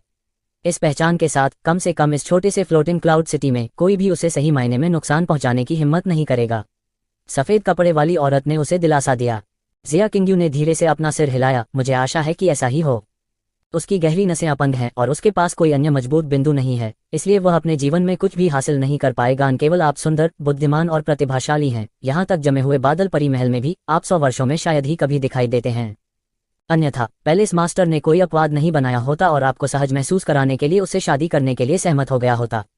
आपसे शादी करने में सक्षम होना उसके जीवन का सबसे बड़ा सौभाग्य है। आप ऐसा कर रहे हैं, यह पहले से ही अत्यंत परोपकारी है। भले ही उसके पिता जियो यंग वापस आ गए, अगर वह काफी स्मार्ट है तो मेरा मानना कि उसने पहले से ही पिछली शादी को रद्द करने की पहल की होगी। मैं पहले जाऊंगा, मैं तुम्हें 1 महीने में लेने आऊंगा। इस समय के दौरान मैं दूर नहीं जाऊंगा। यदि आपको कोई ऐसी समस्या आती है जिसे आप हल नहीं कर सकते हैं, तो ध्वनि संचरण तावीज के माध्यम से मुझे सूचित करें। उद्धरण चिन्ह। आदरपूर्वक विदाई, मास्टर। सफेद कपड़े वाली महिला ने सिर हिलाया और पलट गई। अचानक एक खूबसूरत लेकिन ठंडा चेहरा सामने आया। उसने कोई श्रृंगार नहीं किया था, लेकिन उसकी त्वचा बर्फ की जेड की तरह सफेद और चिकनी थी, जिससे लोग आई स्किन जेड बोन्स और स्नो फेस रेड लिप्स शब्दों के बारे में सोचने लगे। उसके चेहरे की विशेषताएं और भी अधिक उत्तम और निर्दोष थीं, और सुंदरता के भीतर एक प्रकार का पवित्र अहंकार था जिसने लोगों को उसकी ओर सीधे देखने का साहस नहीं किया। यह ऐसा था जैसे वह एक परी थी जिसने 9 स्वर्गों पर कदम रखा था, नश्वर दुनिया के निशान से बेदाग। उसने पीछे की खिड़की खोली, उसका शरीर थोड़ा हिल गया और तैरती हुई बर्फ की आत्मा के साथ उसका पूरा शरीर धुंध की तरह गायब हो गया। जियो फैमिली का हॉल मेहमानों से भरा हुआ था। सातवें अंकल लियू, कृपया एक ड्रिंक लें। जियोचे सम्मानपूर्वक एक सुंदर अधेड़ उम्र के व्यक्ति के सामने शराब का प्याला लाया। 7th अंकल लियू नाम का आदमी हंसते हुए खड़ा हो गया। उसने शराब का प्याला उठाया और एक घूंट में पी गया। फिर उसने मुस्कुराते हुए कहा, भांजे, मैं अतीत में तुम्हारे पिता का घनिष्ठ मित्र था। अब जब मैं देख रहा हूं कि तुम्हारा एक परिवार है और तुमने इतनी अच्छी पत्नी से विवाह किया है, तो मैं भी बहुत खुश हूं। धन्यवाद अंकल लियू क्यूई। महान बुजुर्ग, कृपया पी लो। जियो कबीले के महान बुजुर्ग जियोली ने शराब का प्याला उठाया, उसे एक घूंट में पी लिया और फिर जोर से शराब का प्याला मेज पर रख दिया। पूरी प्रक्रिया के दौरान एन ध्वनि निकालने के अलावा उसने एक भी शब्द नहीं कहा और जियोचे की आंखों में देखा भी नहीं। उसका रवैया ऐसा था मानो उसका टोस्ट पीने से उसका चेहरा बड़ा हो गया हो। जियोचे ने कुछ नहीं कहा और अगली टेबल पर चला गया। जैसे ही वह 2 कदम दूर गया, जियोली ने जमीन पर थूक दिया। उसने एक ठंडी आवाज निकाली जो जियोचे को सुनने के लिए काफी तेज थी, कितना सुंदर फूल है, वास्तव में कुत्ते की गंदगी पर चिपका हुआ है। ओह। जियोचे की अभिव्यक्ति नहीं बदली और उसके कदम नहीं रुके, जैसे उसने कुछ सुना ही नहीं। केवल उसकी आंखों के भीतर एक गहरी और छिपी हुई शीतलता सघन हो गई। दूसरे एल्डर जियोबो की तरफ आकर जियोचे ने थोड़ा सा सिर झुकाया और कहा, दूसरा एल्डर जियोचे आपको एक टोस्ट प्रदान करता है। जियोबो ने जियोचे की तरफ देखा तक नहीं। इसके बजाय उसने अपना पुराना चेहरा हटा लिया और उदासीनता से कहा, यांग, इसे मेरे लिए पी लो। हाँ दादाजी, जियो यांग ने और कुछ नहीं कहा। उसने जियोचे का वाइन कप लिया और उसे एक घूंट के साथ निगल लिया। एक बड़े को टोस्ट वास्तव में एक कनिष्ठ को उनकी ओर से पीने के लिए दिया गया था। यह अब अवमानना थी, यह नग्न अपमान था। पीने के बाद जियो यांग ने शराब का प्याला नीचे रख दिया। जब वह बैठा तो उसकी आंखों में स्पष्ट तिरस्कार और उपहास प्रकट हुआ। जियोचे ने कुछ नहीं कहा। उसने थोड़ा सिर हिलाया और अगली टेबल पर चला गया। पहले की तरह जैसे ही वह 2 कदम चला, एक ठंडी खर्राटे की आवाज आई, हम कचरा कचरा है। भले ही वह जिया परिवार पर चढ़ गया हो, वह अभी भी कचरा है। वह बूढ़ा साथी जियो, झूठ मुझे मत बताओ कि वह अभी भी है। वापसी करने के लिए अपनी पोती पर भरोसा करने की उम्मीद है। ओह। आवाज गहरे तिरस्कार और उपहास से भरी थी। जाहिर है ईर्ष्या भी थी। जिया किंग्यू की आश्चर्यजनक प्रतिभा के आधार पर जिया परिवार की संपत्ति का उल्लेख नहीं करना। अगर उसने जियोचे से शादी नहीं की, लेकिन उसके पोते जियो यांग, तो वह शायद अपने सपनों में भी जोर से हंसेगा। जियोचे ने अभी भी कुछ भी न सुनने का नाटक किया और अपने चेहरे पर एक मुस्कान के साथ चला गया। जब जियोचे ने टोस्ट करना और मेहमानों को विदा करना समाप्त किया तो रात का पर्दा पहले ही पूरी तरह से गिर चुका था। पूरी प्रक्रिया के दौरान ऐसे लोग थे जिन्होंने ईमानदारी से उन्हें बधाई दी और उन्हें अपना आशीर्वाद दिया। हालांकि इस प्रकार के लोग बहुत कम थे, इतने कम कि जियोचे उन्हें 10 अंगुलियों से गिन सकता था। अधिकांश लोग अभी भी उसके प्रति बहुत विनम्र थे। आखिर आज उसकी शादी का दिन था। हालांकि वह उनकी आंखों में तिरस्कार को स्पष्ट रूप से देख सकता था। कुछ लोगों ने आह भरी, कुछ लोगों में ईर्ष्या और आक्रोश था, और कुछ लोग ऐसे भी थे जिन्होंने अपने चेहरे पर कचरा देखने की तिरस्कार और अभिव्यक्ति को छिपाया नहीं। क्योंकि उसकी गहरी नसें अपंग हो गई थीं, वह अपने जीवन काल में कुछ भी हासिल नहीं कर पाएगा। इसलिए उन्हें विनम्र होने या उससे दोस्ती करने की जरूरत नहीं थी। उन्होंने उसका अपमान करने की भी परवाह नहीं की, क्योंकि अगर वे करते भी तो उसकी अपंग गहरी नसों के साथ कोई परिणाम नहीं होता। इसके बजाय वे उसके जैसे कूड़ेदान के सामने निरंकुश हो सकते हैं और अपनी श्रेष्ठता की भावना दिखा सकते हैं। एक मजबूत व्यक्ति के रवैये के साथ वे उस कमजोर को नीची नज़र से देख सकते थे जो कभी भी उनसे आगे नहीं निकल पाएगा। यह वास्तव में बहुसंख्यक मनुष्यों का कुरूप स्वभाव था। जल्दी आराम करो। जियो ली ने अपने चेहरे पर एक कोमल मुस्कान के साथ जियोचे के कंधे को थपथपाया। इस समय जियोचे स्वाभाविक रूप से नहीं जानता था कि उसके दादाजी की मुस्कान वास्तव में क्या छुपा रही थी। जैसे जैसे जियोली की उम्र बढ़ती गई, उनका स्वभाव और अधिक कोमल होता गया। लेकिन जब वह छोटा था, जियोली का स्वभाव उसके नाम की तरह ही था, लगभग तात्कालिक। जिसने भी उसे दुखी किया वह दूसरे पक्ष को बेहद दुखी करेगा। ऐसा कोई नहीं था जिसे उसने भड़काने की हिम्मत न की हो। जियोचे स्पष्ट रूप से जानता था कि उसके दादाजी का स्वभाव अधिक से अधिक कोमल हो गया था। यह उम्र के कारण नहीं था जिसके कारण उनका स्वभाव अधिक स्थिर हो गया था, बल्कि उनकी वजह से। इस निकम्मे पोते की खातिर जिसकी उसे पूरी ताकत से रक्षा करनी थी, उसे कोमल और नीच बनना पड़ा। भले ही उसे अपमानित और धमकाया गया हो, जब तक कि वह उसकी निचली रेखा को पार नहीं करता, वह इसे सबसे बड़ी हद तक सहन करेगा। इस तरह चाहे वह इस दुनिया में हो या उसके जाने के बाद उसका कोई दुश्मन नहीं होगा। यदि नहीं तो यह उनके बेकार पोते से बदला लेने के लिए उन लोगों के लिए हाथ मोड़ने जितना आसान होगा जिनके पास जुआनली नहीं था। फ्लोटिंग क्लाउड सिटी में सबसे मजबूत व्यक्ति के रूप में जुआनली, 5वां एल्डर जियोलाई, जिसे किसी ने उकसाने की हिम्मत नहीं की, अब अक्सर अन्य 4 बुजुर्गों द्वारा धमकाया और उपहास किया जाता था। यहाँ तक युवा पीढ़ी में भी उनके लिए ज्यादा सम्मान या भय नहीं था। जाते समय जियोली की पीठ को देखते हुए उसका मन उपहास और तिरस्कार से भरे चेहरों के साथ चमक उठा। जियोशे ने धीरे धीरे अपने हाथों को भींचा। उसके पो धीरे धीरे घातक सफेद होते जा रहे थे। उसकी आंखों से चाकू की धार जैसी ठंडक निकल रही थी। उसके बाद उसके मुंह का कोना धीरे धीरे पीछे हट गया, एक ठंडी मुस्कान प्रकट करते हुए जिसने लोगों के रोंगटे खड़े कर दिए। जियोचे निश्चित रूप से द्वेष रखने वाला व्यक्ति था। अज्योर क्लाउड कॉन्टिनेंट में अपने जीवन के अंतिम कुछ वर्षों में उनका दिल नफरत से भर गया था। वह उन लोगों को याद करेगा जिन्होंने उसके साथ अच्छा व्यवहार किया, और वह उन लोगों को भी याद करेगा जिन्होंने उसके साथ अच्छा व्यवहार नहीं किया, लगभग इस हद तक कि वह छोटी से छोटी शिकायत का बदला लेगा। आप इससे पछताएंगे। जियोचे के मुंह से धीरे धीरे एक धीमी आवाज निकली, जैसे कि यह किसी प्रकार का दुर्भावनापूर्ण अभिशाप हो। चूंकि स्वर्ग ने मुझे पुनर्जन्म लेने का मौका दिया है, मैं अपने आप को और अपने दादाजी को फिर से कैसे धमका सकता हूं और अपमानित कर सकता हूं। जब वह अपने आंगन में लौटा तो पूर्णिमा पहले से ही रात के आकाश में ऊपर लटक रही थी। जियोचे आंगन के कोने में आया और अपना बायां हाथ बढ़ाया। तुरंत उसकी हथेली से एक पानी का तीर निकल गया। आज के भोज में वह बहुत अधिक दाखरस पीने से अपने को नहीं रोक सका। अंत में वह तब तक पीता रहा जब तक कि ऐसा न लगने लगे कि वह नशे में है, इस हद तक कि वह स्थिर रूप से खड़ा भी नहीं हो सकता था। वास्तव में वह अत्यंत संयमी था। ऐसा नहीं था कि उसके पास अल्कोहल के लिए उच्च क्षमता थी, बल्कि उसने जो शराब पी थी वह तुरंत उसके मुंह में प्रवेश करते ही स्काई पॉइजन पल के अंतरिक्ष में स्थानांतरित कर दी गई थी। स्काई पॉइजन पल पहले से ही अपने शरीर के साथ मिल गया था, इसलिए वह स्वाभाविक रूप से स्काई पॉइजन पल को आसानी से नियंत्रित कर सकता था क्योंकि वह अपने शरीर को नियंत्रित करता था। हुआ लाला, लंबे समय के बाद उसने आखिरकार स्काई पॉइजन पल से सारी शराब निकाल दी। जियोचे ने अपना बायां हाथ उठाया जो शराब से सना हुआ था और अचानक मुस्कुराया। उसने शराब सीधे अपने चेहरे पर मारी, फिर एक गहरी सांस ली जिससे उसका चेहरा लाल हो गया। फिर वह डगमगाया, दरवाजा खोला और दुल्हन के कमरे में चला गया। दरवाजा धक्का देकर खुल गया और शराब की एक लहर तुरंत उसके पीछे पीछे अंदर आ गई। जब जियोशे ने कमरे में प्रवेश किया तो वह लड़खड़ाया और लगभग जमीन पर गिर पड़ा। उसने कुछ अजीब तरह से अपना सिर उठाया और जिया किंगयू की ओर देखा। इस समय जिया किंगयू बिस्तर पर सीधी बैठी थी, उसकी खूबसूरत आंखें बंद थीं और वह असाधारण रूप से शांत थी। उसके खूबसूरत चेहरे पर मंद लाल मोमबत्ती की रोशनी चमक रही थी, जिसमें थोड़ा सा अप्रतिरोध्य स्वप्निल और चुलबुला आकर्षण था। जियोचे की आंखें चमक उठीं और उनके चेहरे पर एक भद्दी मुस्कान आ गई। वह जिया किंगयू की ओर लड़खड़ाया, हे पत्नी, मैंने तुम्हें रुकवाया है लंबे समय के लिए, अब हम अपनी शादी को पूरा कर सकते हैं। जिया किंगयू की आंखें अचानक खुल गईं और उसका दाहिना हाथ लापरवाही से आगे की ओर लहराया। ठंडी हवा की एक अप्रतिरोध लहर जियोचे के सामने तुरंत बह गई और सीधे उसके शरीर को दरवाजे से बाहर उड़ते हुए भेज दिया। उसका बट आंगन में जमीन पर गिर गया और उसने लगभग एकमात्र पत्थर की मेज पर दस्तक दी।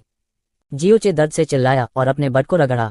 रेंगने के लिए एक लंबा समय बिताने के बाद वह गुस्से से दहाड़ता है, FCK, मैं केवल मजाक कर रहा था, क्या आपको इतना निर्दयी होना पड़ा? मेरे पास मुर्गे को रौंदने की ताकत भी नहीं है और आप इतने निर्दयी हैं। मुझे मत बताओ कि तुम अपने पति की हत्या करना चाहती हो। टकराना, कमरे का दरवाजा अंदर से बंद कर लिया। जियोचे ने आगे बढ़ाया लेकिन पाया कि कमरे का दरवाजा पहले से ही मजबूती से बंद था। जियोचे तुरंत उदास हो गया। यह महिला छेड़खानी तो दूर, वह मजाक भी नहीं कर सकती थी। वे अभी भी खुशी से कैसे रह सकते थे? मैं वास्तव में केवल मजाक कर रहा था। इसके अलावा मैं प्राथमिक गहन दायरे के पहले स्तर पर सिर्फ एक कचरा हूं। भले ही मैं आपको अपमानित करना चाहता हूं, यह असंभव है। जिया किंगयू ने कोई जवाब नहीं दिया। जियोचे काफी देर तक दरवाजे के सामने खड़ा रहा लेकिन दरवाजा अभी भी खुलने का कोई संकेत नहीं दिखा रहा था। जियोचे के छोटे से आंगन में केवल यही एक कमरा था। बगल के कमरे की तो बात ही छोड़ दीजिए, यहाँ तक स्टोर रूम या हाउस शेड भी नहीं था। अगर सामान्य दिन होता तो वह अभी भी अपनी छोटी मौसी के घर सोने के लिए चला जाता, लेकिन आज रात उसकी शादी की रात थी, इसलिए उसका कहीं जाना उचित नहीं था। रात की हवा का एक झोंका आया जिससे जियोचे का शरीर अनैच्छिक रूप से सिकुड़ गया। उसने एक बार फिर दरवाजा खटखटाया और कमजोर होकर कहा, अरे तुम सच में आज रात मुझे बाहर सोने देने के बारे में नहीं सोच सकते, है ना? आपको यह भी पता होना चाहिए कि जियो कबीले में बहुत से लोग हैं जो आपके बारे में विचार रखते हैं। हमारी शादी की रात उनके दिल बहुत बहुत असहज होंगे। हालांकि वे यह जरूर मानते हैं कि आप जैसा मोती मेरे जैसे कूड़ेदान में दिलचस्पी नहीं लेगा, इसलिए अगर हम शादी भी कर लेते हैं तो वे मुझे एक उंगली भी छूने नहीं देंगे। एक ही छत के नीचे सोना तो नामुमकिन है, इसलिए कुछ ही समय में निश्चित रूप से लोग मुझे खुद को मूर्ख बनाते हुए देखने के लिए चुपके से आएंगे।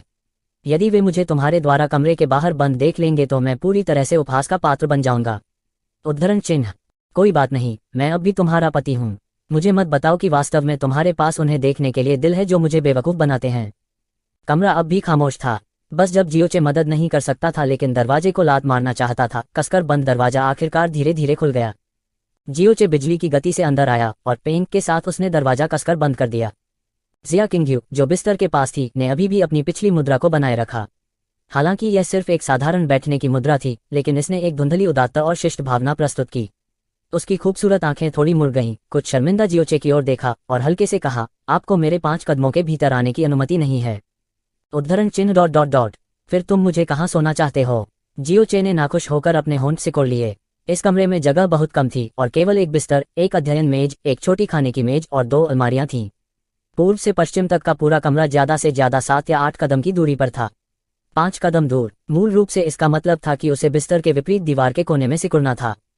आप बिस्तर पर सो जाओ। जिया किंगयू बिस्तर से उठ खड़ी हुई। कोई जरूरत नहीं है, जियोचे ने सपाट रूप से मना कर दिया और फिर जिया किंगयू से सबसे दूर कोने में बैठ गया और अपनी आंखें बंद कर लीं। हालांकि ताकत के मामले में जिया किंगयू उससे 100 गुना अधिक मजबूत थी। एक पुरुष के रूप में वह बिस्तर पर सोने के लिए तैयार नहीं था, जबकि एक महिला को फर्श पर सोने दिया जाता था। उसने एक ऐसी पत्नी से विवाह किया जो एक देवी के समान सुंदर थी, लेकिन अपनी शादी की रात वह उसे छू नहीं सका और बिस्तर पर भी नहीं उठ सका। वह केवल चुपचाप अपने घुटनों को सहला सकता था और कोने में दीवार के खिलाफ झुक सकता था। जियोचे ने वास्तव में इस दुनिया के द्वेष को महसूस किया। लाल मोमबत्तियां झिलमिला रही थीं, दुल्हन के कक्ष पर अस्पष्ट प्रकाश डाल रही थीं। कमरा तुरंत एक लंबी खामोशी में डूब गया। उन दोनों ने चमकीले लाल रंग के कपड़े पहने थे, एक ठंडेपन से और शांति से बिस्तर के पास बैठा था और दूसरा दयनीय ढंग से कोने में दुबका हुआ था। कोई केवल अपनी सांसों की धीमी आवाज सुन सकता था। थोड़ी देर के बाद जियोचे अंत में इसे और नहीं रोक सका और कहा, तुम नहीं करोगे? वास्तव में मुझे यहाँ रात बिताने दो, है ना? जिया किंग्यू की लंबी पलकें थोड़ी हिल गईं और बिस्तर पर लेटते ही उसका सुडौल शरीर थोड़ा मुड़ गया। चमकीले लाल बिस्तर का पर्दा नीचे लटका हुआ था और जियोचे मोमबत्ती की रोशनी में केवल एक धुंधली आकृति देख सकता था। तुरंत जिया किंग्यू ने अपना हाथ हिलाया और 2 लाल मोमबत्तियां तुरंत ठंडी हवा के झोंके में बुझ गईं। जियोचे अब अपनी परछाई भी नहीं देख सकता था। उद्धरण चिन्ह ... उद्धरण चिन्ह। अगर यह इस तथ्य के लिए नहीं था कि वह इस महिला को उसकी ठंडी और अहंकारी उपस्थिति के आधार पर हरा नहीं सकता था, तो उसने खुद को उस पर मजबूर कर दिया होता। मैं तो सच में मजाक कर रहा था। नशे की बात मत करो, मैंने पूरी दोपहर थोड़ी सी शराब भी नहीं पी है। आप थोड़ा मजाक भी नहीं कर सकते? आपको वास्तव में जरा सा भी मजा नहीं आता है? जियोचे ने छिपी कड़वाहट से भरे चेहरे के साथ बुदबुदाया। मुझे पता है कि तुम नशे में नहीं हो, जिया किंग्यू ने अंत में कहा, लेकिन मैं वास्तव में उन पुरुषों से नफरत करती हूँ जो कहीं भी पेशाब और शौच करते हैं। पेशाब करो और शौच करो, कहीं भी। क्या ऐसा हो सकता है कि यह स्काई पॉइजन पल से निकाली जा रही शराब की छटपटाहट की आवाज थी? लानत है! जियोचे की आंखें चौड़ी हो गईं और वह तुरंत उछल पड़ा। तुमने कहा था कि मैं कहीं भी पेशाब करता हूं और शौच करता हूं। तुम्हारी किस आंख ने मुझे कहीं भी पेशाब करते और शौच करते देखा है? तुमने जो सुना वह मेरी शराब डालने की आवाज थी। शराब डालो, शराब डालो! मैं जियो कबीले का एक प्रतिष्ठित व्यक्ति हूं। मैं ऐसा असभ्य और असभ्य काम कैसे कर सकता हूं? आप मेरी जुआनली को नीचा दिखा सकते हैं, लेकिन आप मेरे नेक चरित्र का अपमान नहीं कर सकते। उद्धरण चिन्ह। जियोचे दहाड़ा और थोड़ी देर बाद उसने जिया किंग्यू की धीमी आवाज सुनी, मैं भी मजाक कर रहा था। उद्धरण चिन्ह विस्मयादिबोधक चिन्ह। जियोचे ने मुंह से लगभग मुंह भर खून उगल दिया। जियोचे उदास होकर कोने में बैठ गया और बहुत देर तक एक शब्द भी नहीं बोला। यह महिला वास्तव में मजाक करना जानती थी। आमतौर पर वह आरामदायक बिस्तर पर सो सकता था, लेकिन अपनी शादी की रात वह केवल एक कोने में ही सो सकता था। अगर वह सो पाता तो अजीब होता। लंबे समय तक इसे दबाए रखने के बाद जियोशे ने आखिरकार फिर से बात की। किसकी बात करते हुए? तुम जमे हुए अमर महल में कब लौट रहे हो, कल या परसों? उद्धरण चिन्ह। जिया किंग्यू। जियोचे मुस्कुराया और उदासीनता से कहा, हालांकि मैं फ्रोजन क्लाउड फेरी पैलेस के बारे में ज्यादा नहीं जानता, कम से कम मुझे पता है कि फ्रोजन क्लाउड फेरी पैलेस केवल महिलाओं को स्वीकार करता है और यह यौन इच्छाओं को रोकता है। फ्रोजन क्लाउड फेरी पैलेस में अनगिनत सुंदरियां हैं, लेकिन मैंने उनमें से किसी की शादी के बारे में कभी नहीं सुना। लेकिन तुमने मुझसे शादी की। ऐसा लगता है कि जमे हुए बादल परी महल में भी आपकी प्रतिभा अभी भी बहुत अद्भुत है। शायद आप एक अद्वितीय प्रतिभा हैं जो 100 वर्षों में केवल एक बार प्रकट होती हैं। नहीं तो आपकी वजह से जमे हुए बादल परी महल इस मिसाल को नहीं तोड़ते। उद्धरण चिन्ह। जिया किंग्यू। जियोचे ने अपना सिर उठाया, अपने सिर के ऊपर के अंधेरे को देखा और जारी रखा, आपके साथ इस तरह फ्रोजन क्लाउड इमोर्टल पैलेस निश्चित रूप से आपको कम से कम समय में फ्रोजन क्लाउड इमोर्टल पैलेस में प्रवेश करने देना चाहेगा। ऐसे बेजोड़ विशेषज्ञ हैं जिनसे साधारण गहन अभ्यासी अपने पूरे जीवन में मिलना मुश्किल पाएंगे और स्वर्ग और पृथ्वी के अनगिनत खजाने हैं। इन परिस्थितियों में आपकी गहन शक्ति और रुतबा थोड़े समय में आसमान छू लेगी। आपको जल्द ही जाना चाहिए, है ना? उद्धरण चिन्ह। जिया किंग्यू लंबे समय तक चुप रही और फिर धुंधली आवाज में कहा, 1 महीना, 1 माह। जियोचे का चेहरा थोड़ा हैरान था। फिर वह थोड़ा मुस्कुराया, अपना सिर नीचे किया और धीमी आवाज में कहा, धन्यवाद। जिया किंग्यू, आप इस महीने मेरे लिए लड़े, है ना? अगर यह फ्रोजन क्लाउड फेरी पैलेस होता तो वे निश्चित रूप से आपको मेरे जैसे कूड़ेदान पर इतना समय बर्बाद करने के लिए तैयार नहीं होते। आप स्वर्ग की एक गर्वित बेटी हैं और इस तथ्य से कि आप फ्रोजन क्लाउड फेरी पैलेस द्वारा बहुत मूल्यवान हैं, भविष्य में आपकी उपलब्धियां फ्रोजन क्लाउड फेरी पैलेस के पैलेस मास्टर के स्तर तक पहुंचने के लिए पर्याप्त हो सकती हैं। दूसरे लोग मुझ पर हंसते हैं, मेरा उपहास करते हैं और मुझे कभी अपनी आंखों में नहीं डालते, लेकिन आप जो भविष्य में ब्लू विंड साम्राज्य को देखने के लिए बाध्य हैं, न केवल मुझसे शादी करने के इच्छुक हैं, आप हमेशा इस हास्यास्पद आदमी की गरिमा की रक्षा के लिए अपनी पूरी कोशिश कर रहे हैं। हालांकि मुझे पता है कि आप केवल कर रहे हैं यह मेरे मृत पिता की दया चुकाने के लिए है, लेकिन मैं अभी भी धन्यवाद देने या मना करने का तरीका। उद्धरण चिन्ह। कोई जरूरत नहीं है, जिया किंग्यू ने भावहीन होकर उत्तर दिया। लेकिन उसके दिल में वह थोड़ा हिल गया, क्योंकि उसने जो अनुमान लगाया था वह बिल्कुल भी गलत नहीं था। जब उसके मालिक ने उसे पाया तो उसने उसे बताया कि उसकी प्रतिभा, यहाँ तक कि जमे हुए बादल परी महल में भी 100 वर्षों में खोजना मुश्किल था। उसने यह भी कहा कि उसे फ्रोजन क्लाउड फेरी पैलेस में लाने के बाद उसे विश्वास था कि वह 20 साल की उम्र तक आत्मा के गहन क्षेत्र को पार कर सकती है और पृथ्वी के गहन दायरे तक पहुंच सकती है। एक ऐसा क्षेत्र जो फ्लोटिंग क्लाउड सिटी का नंबर 1 विशेषज्ञ भी है, जियो ले नहीं पहुंच सका। 20 साल की उम्र से पहले पृथ्वी के गहरे दायरे में पहुंचना फ्लोटिंग क्लाउड सिटी के लोगों के लिए यह एक कल्पना थी जिसकी उन्होंने कल्पना करने की हिम्मत भी नहीं की थी। तुमसे शादी करने से पहले मैंने सोचा था कि तुम भी ज्यादातर लोगों की तरह मेरा तिरस्कार करोगे, लेकिन वास्तव में तुम मेरी कल्पना से कहीं बेहतर हो। आप न केवल सुंदर हैं, आपकी प्रतिभा अद्भुत है और आपका दिल भी बहुत दयालु है। एक महिला के रूप में आपको वास्तव में संपूर्ण कहा जा सकता है। जिया किंग्यू, चूंकि आप बहुत दयालु हैं तो आप निश्चित रूप से अपने पति को उसकी शादी की रात कोने में सोते हुए देखने को तैयार नहीं होंगी, है ना? मेरा बिस्तर काफी बड़ा है, 2 लोगों के सोने से निश्चित तौर पर भीड़ नहीं होगी। इससे पहले कि जियोचे ने बोलना समाप्त किया, एक ठंडी जानलेवा आभा ने उसके चेहरे पर प्रहार किया, जिससे वह अनियंत्रित रूप से कांपने लगा। यदि आप फिर से बकवास करते हैं तो मैं आपको बाहर निकाल दूंगा। जियोचे ने अपना मुंह टेढ़ा किया और आज्ञाकारी ढंग से चुप हो गया। उसका बट जो अभी अभी जमीन से बाहर निकला था, नाराजगी से वापस बैठ गया। कोई आ रहा है, जिया किंग्यू ने अचानक कहा। थोड़ी देर के बाद जियोचे ने पदचाप की बेहद धीमी आवाज सुनी। अगर उसने जानबूझकर अपनी पूरी ताकत से नहीं सुना होता तो निश्चित रूप से वह इन पदचापों का पता नहीं लगा पाता। पदचाप का स्वामी पहले तो कुछ देर आंगन के द्वार पर रुका, फिर सावधानी से निकट आया। आंगन के केंद्र में पहुंचने के बाद वह आगे नहीं बढ़ा, क्योंकि कमरे में जिया किंग्यू थी जिसे वह नाराज नहीं कर सकता था। काफी देर तक चुपके से आंगन में इधर उधर देखने के बाद वह सावधानी से वहां से चला गया। देर रात जियो यूलोंग को नींद नहीं आई। उसने उदास निगाहों से खिड़की से बाहर देखा। उसकी अभिव्यक्ति समय समय पर बदलती रही। इस समय दरवाजा खुला हुआ था और जियो यांग जल्दी से अंदर चला गया। जियो यूलोंग ने मुड़कर देखा, अपनी आंखें मूंद लीं और पूछा, यह कैसे है? यह जियो यांग ने जियो यूलोंग की अभिव्यक्ति पर नजर डाली और ध्यान से कहा, मैं अभी देखने गया था जियो चे, वह बाहर बंद नहीं लगता है। उद्धरण चिन्ह ... उद्धरण चिन्ह। जियो यूलोंग की अभिव्यक्ति तुरंत उदास हो गई। जियो यांग का दिल धड़क उठा और उसने झट से कहा, लेकिन बड़े भाई, आपको चिंता करने की जरूरत नहीं है। जिया किंग्यू हमेशा मेयर की हवेली और युवेन परिवार के युवा आकाओं को खारिज करती रही है। उसके लिए उस कूड़ेदान जियोचे को पसंद करना असंभव है। उसे बाहर नहीं निकाला गया है, यह होना चाहिए। ऐसा इसलिए होना चाहिए क्योंकि उसे उस पर दया आती थी और डरती थी कि उसे हंसाया जाएगा। हालांकि वह जिया किंग्यू के साथ एक ही कमरे में है, लेकिन उनके लिए एक ही बिस्तर पर होना बिल्कुल असंभव है। शायद वह जमीन पर पड़ा हो। ऐसा ही होगा। उद्धरण चिन्ह। जियो यूलोंग की अभिव्यक्ति उदास और अनिश्चित हो गई। उसने जियोचे के आंगन की ओर एक उदास नजर से देखा और अपने हाथों को भींच लिया। जिया किंग्यू वह महिला है जिसे मैं चाहता हूं, कोई भी उसे छू नहीं सकता। कल जियोचे के साथ एक नियुक्ति करें, मैं व्यक्तिगत रूप से उसका परीक्षण करना चाहता हूं। उसे निश्चित रूप से जिया किंग्यू को छूने की अनुमति नहीं दी जा सकती। उद्धरण चिन्ह। हाँ, जियो यांग ने झट से उत्तर दिया। आधी रात तक जियोशे दीवार के कोने में दुबका रहा, लेकिन उसे अभी भी नींद नहीं आई। उसने अपनी आंखें खोली, अपना बायां हाथ ऊपर उठाया और अपने बाएं हाथ की हथेली को देखा। अंधेरे में स्काई पॉइजन पल से आने वाली कमजोर हरी रोशनी विशेष रूप से आकर्षक थी। अज्योर क्लाउड कॉन्टिनेंट में स्काई पॉइजन पल की दिव्य शक्ति की मदद से उसने अकेले ही दुनिया की हवाओं और बादलों को हिला दिया, जिससे पूरे अज्योर क्लाउड कॉन्टिनेंट में उथल पुथल मच गई।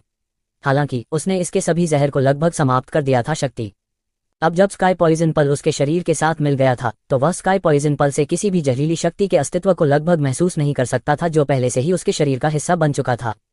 उस पीछा में जिसने उसे अपनी मृत्यु के लिए मजबूर किया, उसने कई अद्वितीय विशेषज्ञों को मारने के लिए स्काई पॉइजन पल की जहर शक्ति का उपयोग किया, लेकिन उसने स्काई पॉइजन पल की शक्ति को भी ओवरड्राफ्ट कर दिया, जिससे इसकी जहर शक्ति पूरी तरह से समाप्त हो गई। और ओवरड्राफ्टिंग और थकावट दो अलग अलग थे अवधारणाओं। थकावट अभी भी धीरे धीरे ठीक हो सकती है, लेकिन ओवरड्राफ्टिंग का मतलब था कि शक्ति का स्रोत भी लगभग पूरी तरह से समाप्त हो गया था। शायद वसूली भी असंभव थी। वर्तमान स्काई पॉइजन पल में केवल डिटॉक्सिफाई, रिफाइन और फ्यूज करने की क्षमता थी। बेशक भंडारण क्षमता भी थी। अब जब उसकी गहरी नसें अपंग हो गई थीं, स्काई पॉइजन पल की जहर शक्ति भी अपंग हो गई थी, और वह एक छोटे से शहर में था जिस पर किसी ने ध्यान नहीं दिया। एक लंबी अवधि की चुप्पी के बाद जियोचे का दिल टूट गया था। दादाजी और छोटी चाची की रक्षा करना तो भूल ही जाए, मेरे पास उपहासना करने की योग्यता भी नहीं है। इससे भी ज्यादा असहनीय बात यह थी कि मुझमें इतना भी सामर्थ्य नहीं है कि मैं अपनी पत्नी पर जबरदस्ती भी कर सकूं कि मैंने शादी कर ली। यदि वह पर्याप्त शक्ति प्राप्त करना चाहता है तो सबसे बुनियादी कदम उसकी खुद की नष्ट हो चुकी गहरी नसों की मरम्मत करना होना चाहिए। गहरी नसों की मरम्मत। जिया किंग्यू ने निश्चित रूप से कहा कि उसकी गहरी नसों को सामान्य व्यक्ति की स्थिति में वापस नहीं लाया जा सकता है, लेकिन उनके लिए यह कुछ असंभव नहीं था, क्योंकि वे चिकित्सा संत के उत्तराधिकारी थे। उनके गुरु ने उन्हें एक से अधिक बार कहा था कि चिकित्सा के सिद्धांत कारण और प्रभाव के तरीके की तरह हैं। जहां कारण और प्रभाव है, जहां बीमारी है, वहां डॉक्टर होना चाहिए। इस दुनिया में कभी भी कोई ऐसा रोग नहीं होगा जिसका इलाज न हो सके, केवल एक अक्षम चिकित्सक ही होगा। जियोचे ने पहले से ही पूरे दिन के बारे में सोचा था कि उसकी अपन गहरी नसों को कैसे ठीक किया जाए। बड़े होने के बाद उनकी गहरी नसें क्षतिग्रस्त नहीं हुई थीं, लेकिन जन्म के समय क्षतिग्रस्त हो गई थीं। वे पूरी तरह से अपंग हो गए थे और पारंपरिक तरीकों का उपयोग करके उन्हें बहाल नहीं किया जा सकता था। इसलिए उन्हें बहाल करने के लिए उसे पहले मौजूदा अपन गहरी नसों को शुद्ध करना होगा और उन्हें फिर से बढ़ने देना होगा। प्रक्रिया मूल रूप से वर्तमान अपन गहरी शिराओं को नष्ट करने और एक पूर्ण गहन शिरा को पुनर्जीवित करने के समान थी। यह उल्लेख किए बिना कि यह कितना कठिन था, केवल जोखिम ही बहुत अधिक था। गहरी नसें किसी की जीवन रेखा से जुड़ी थीं, प्रक्रिया के दौरान थोड़ी सी लापरवाही सीधे मौत का कारण बन सकती थी। और पुरानी नस को नष्ट करने और नई नस को दोबारा बनाने के लिए कम से कम 3 चीजों की जरूरत थी। पत्नी, क्या तुम सो रही हो? जियो चे ने जोर से पूछा। काफी देर तक कोई प्रतिक्रिया नहीं हुई। खांसी खांसी, पत्नी, तुम सच में सो नहीं सकते, है ना? जियो चे ने फिर पूछा। मेरा नाम जिया किंग्यू है। जिया किंग्यू की आवाज नर्म और ठंडी थी। मुझे पता है कि तुम्हारा नाम जिया किंग्यू है। जियो चे ने अपनी बाहें खुजलाईं और अजीब लहजे में कहा, हनी, मुझे तुमसे कुछ पूछना है। मुझे जिया किंग्यू बुलाओ। जिया किंग्यू गुस्से में थी। ओह ठीक है। जियो चे ने सिर हिलाया और फिर गंभीरता से पूछा, पत्नी, अगर आप फ्रोजन क्लाउड फेरी पैलेस में जाती हैं तो क्या आपके पास 7 profound gem grass, purple vein heaven crystal और earth profound realm deep beast deep core प्राप्त करने का कोई तरीका है? आपके 110,000 इनाम के लिए टोलोव का धन्यवाद। बेशर्म को धन्यवाद। ओह, यह मार्शल फैनेटिक ब्लाइंड किड के लिए 110,000 का इनाम है। उनके 100,000 इनाम के लिए इटर्नल पेरगेटरी मोनाक को धन्यवाद। रेनबो मोनाक को उसके 210,000 इनाम के लिए धन्यवाद। जी यंग जिंगहुन को उनके 100,000 इनाम के लिए धन्यवाद। पास्ट हार्टलेस किड को उसके 110,000 इनाम के लिए धन्यवाद। इमाइलियान जियो क्यूई को उसके 120,000 इनाम के लिए धन्यवाद। पोसिलिन गर्ल को उसके 110,000 इनाम के लिए धन्यवाद। याओ याओ गर्ल को उसके 110,000 इनाम के लिए धन्यवाद। किनहुआन को उसके 110,000 इनाम के लिए धन्यवाद। पटाखों वाली लड़की को उसके 500,000 के इनाम के लिए धन्यवाद। एक जांत को गले लगाने के लिए 1 लाख खर्च करें। आपके अश्रुपूर्ण समर्थन के लिए Confucius flower corporation Confucius million खर्च 1 मिलियन को धन्यवाद। अल्पविराम अल्पविराम। बहुत सारे नाम हैं और उन सभी को इस छोटे पृष्ठ पर सूचीबद्ध करना असंभव है। आपके पुरस्कार, मासिक वोट, लाल वोट, पसंदीदा और क्लिक के लिए सभी को धन्यवाद। इस महीने अभी 5 दिन भी नहीं हुए हैं और हमारे मासिक वोट पहले ही 7,000 से अधिक हो चुके हैं। आपकी ताकत और लालित्य ने मुझे इतना उत्साहित कर दिया है कि मुझे नहीं पता कि क्या कहना है। मैं आप लोगों को प्यार करता हूँ। जियो चे ने जिन 3 वस्तुओं का उल्लेख किया है उससे जिया किंग्यू की थोड़ी बंद आंखें तुरंत खुल गईं। आप क्या करना चाहते हैं? क्या ऐसा हो सकता है कि आपके पास वास्तव में उन्हें पाने का कोई तरीका हो? यह देखकर कि जिया किंग्यू ने उसे सीधे तौर पर अस्वीकार नहीं किया, जियो चे ने तुरंत आशा के साथ पूछा। जिया किंग्यू ने अपनी भौहों को थोड़ा नीचे किया और धीरे से कहा, मैंने 7 प्रोफाउंड जेम ग्रास के बारे में कभी नहीं सुना है। एक अर्थ प्रोफाउंड बीस्ट का प्रोफाउंड कोर केवल एक अर्थ प्रोफाउंड बीस्ट को मारकर ही प्राप्त किया जा सकता है। पूरे ब्लू विंड साम्राज्य में कितने लोग मार सकते हैं एक पृथ्वी गहरा जानवर, भले ही फ्रोजन क्लाउड फेरी पैलेस में कोई हो, यह अत्यंत दुर्लभ होगा। और पर्पल वेन्ड हेवन क्रिस्टल एक खजाना है जिसे खरीदा नहीं जा सकता, चाहे आपके पास कितना भी पैसा हो। यहाँ तक 4 प्रमुख संप्रदाय भी इसके दीवाने हो जाएंगे। एक प्राप्त करना 10 वर्षों की कड़वी खेती के बराबर है। ये 3 वस्तुएं, मेरा उल्लेख नहीं करना, यहाँ तक महल की मालकिन भी उन्हें एक ही समय में प्राप्त करने में सक्षम नहीं होंगी। उद्धरण चिन्ह। जियो चे की छाती जोर से हिल रही थी, फिर उसने अपनी आंखें बंद कर लीं और बहुत देर तक कुछ नहीं बोला। आप इन 3 वस्तुओं के साथ क्या करना चाहते हैं? जिया किंग्यू ने पूछने की पहल की। गहरी नसों की मरम्मत के लिए, जियो चे ने सच्चाई से जवाब दिया। उद्धरण चिन्ह ... मैं आपकी मदद नहीं कर सकता, जिया किंग्यू ने कहा। उसी समय उसे विश्वास नहीं था कि ये 3 वस्तुएं गहरी नसों की मरम्मत कर सकती हैं, अन्यथा उसके स्वामी को निश्चित रूप से पता चल जाएगा। जियो चे ने अपना सिर हिलाया और उदासीनता से कहा, ये 3 चीजें वास्तव में ऐसी चीजें नहीं हैं जो हम लोग प्राप्त कर सकते हैं। मैं बस ऐसे ही पूछ रहा था। एक ठहराव के बाद उन्होंने थोड़ी धीमी आवाज में कहा, पत्नी, आपके जमे हुए बादल परी महल में लौटने के बाद क्या आपको लगता है कि हम फिर मिलेंगे? मुझे फिर से पत्नी मत कहो। मेरा नाम जिया किंग्यू है। जिया किंग्यू अब इसे सहन नहीं कर सकी और उसकी आवाज कम से कम 8 डिग्री ठंडी हो गई। जियो चे ने बिल्कुल भी परवाह नहीं की और इत्मीनान से कहा, मैंने तुमसे शादी की और तुमने मुझसे शादी की। हमने हजारों लोगों के गवाह के रूप में स्वर्ग और पृथ्वी को नमन किया है और सभी आवश्यक प्रक्रियाएं की गई हैं। अभी मैं तुम्हारा पति और तुम मेरी पत्नी हो। पत्नी न कहूं तो क्या कहूं? उद्धरण चिन्ह ... उद्धरण चिन्ह। जिया किंग्यू क्षण भर के लिए अवाक रह गई। थोड़ी देर के बाद उसने उदासीनता से कहा, इसे भूल जाओ, तुम पर निर्भर है। जियो चे तुरंत मुस्कुराया। वह अपनी इस पत्नी को छू नहीं सकता था, लेकिन फिर भी उसे अपने मुंह से उसका फायदा उठाना पड़ा। आपने मेरे सवाल का जवाब नहीं दिया। आपके फ्रोजन क्लाउड फेरी पैलेस में लौटने के बाद क्या हम फिर मिलेंगे? जियो चे ने फिर पूछा। मैं नहीं करूंगी, जिया किंग्यू ने उत्तर दिया। ठीक है। जियो चे ने सिर हिलाया और फिर अपना सिर उसके पीछे की दीवार से टिका दिया। उसने अपनी आंखें बंद की और कहा, दरअसल तुम्हें पहले जमे हुए बादल परी महल में लौट जाना चाहिए था। तुम्हें मेरी चिंता करने की जरूरत नहीं है। अपनी प्रतिभा के साथ तुम्हें इस छोटे से तैरते बादलों के शहर में नहीं रुकना चाहिए था। बंधन में बंधना तो दूर, तेरे जाने के बाद तेरी पहचान सार्वजनिक हो जाएगी। फ्रोजन क्लाउड फेरी पैलेस के शिष्य के पति होने के प्रभामंडल के साथ फ्लोटिंग क्लाउड सिटी में कम से कम कोई भी मुझे चोट पहुंचाने की हिम्मत नहीं करेगा। इस वजह से मैं और अधिक आराम से रह सकता हूँ। ओह ठीक है, आपको मेरे उपपत्नी लेने पर कोई आपत्ति नहीं है ना? उद्धरण चिन्ह डॉट डॉट डॉट। जो भी हो, जिया किंगयू ने भावहीन होकर कहा। यह अधिक पसंद है, अन्यथा आप मुझे अपने पूरे जीवन के लिए नहीं देखेंगे। यदि आप मुझे एक उपपत्नी नहीं लेने देते हैं तो मैं वास्तव में आपको तलाक देने की योजना बना रहा हूँ। भले ही जिया क्विंगयू का दिल अभी भी पानी की तरह शांत था, फिर भी उसे कमरे से बाहर निकालने की तीव्र इच्छा थी।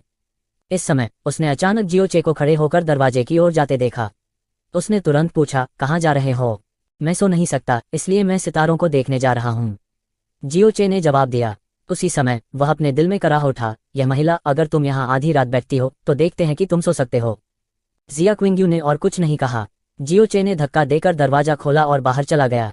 आधी रात हो चुकी थी और सब कुछ शांत था। आंगन के बीच में खड़े होकर जियो चे ने तारों से भरे आकाश को देखा। हालांकि उसकी टकटकी अभी भी दृढ़ थी, उसके दिल की गहराई में एक विस्मय था। आज उनके पुनर्जन्म का पहला दिन था।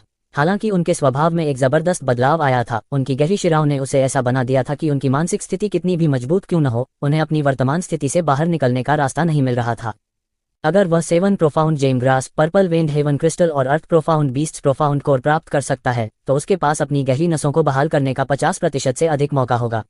लेकिन उसकी वर्तमान क्षमता के साथ इन 3 वस्तुओं में से एक को भी प्राप्त करना स्वर्ग में चढ़ने से कठिन होगा। अंत में इस संसार में शक्ति ही पूजनीय थी। पर्याप्त शक्ति के बिना आप अपने दिल में जो चाहते हैं उसे प्राप्त करने की इच्छा केवल खोखली बातें हो सकती हैं। क्या करूं? इस समय जियो चे की बाईं हथेली से हल्की सी धड़कन आ रही थी।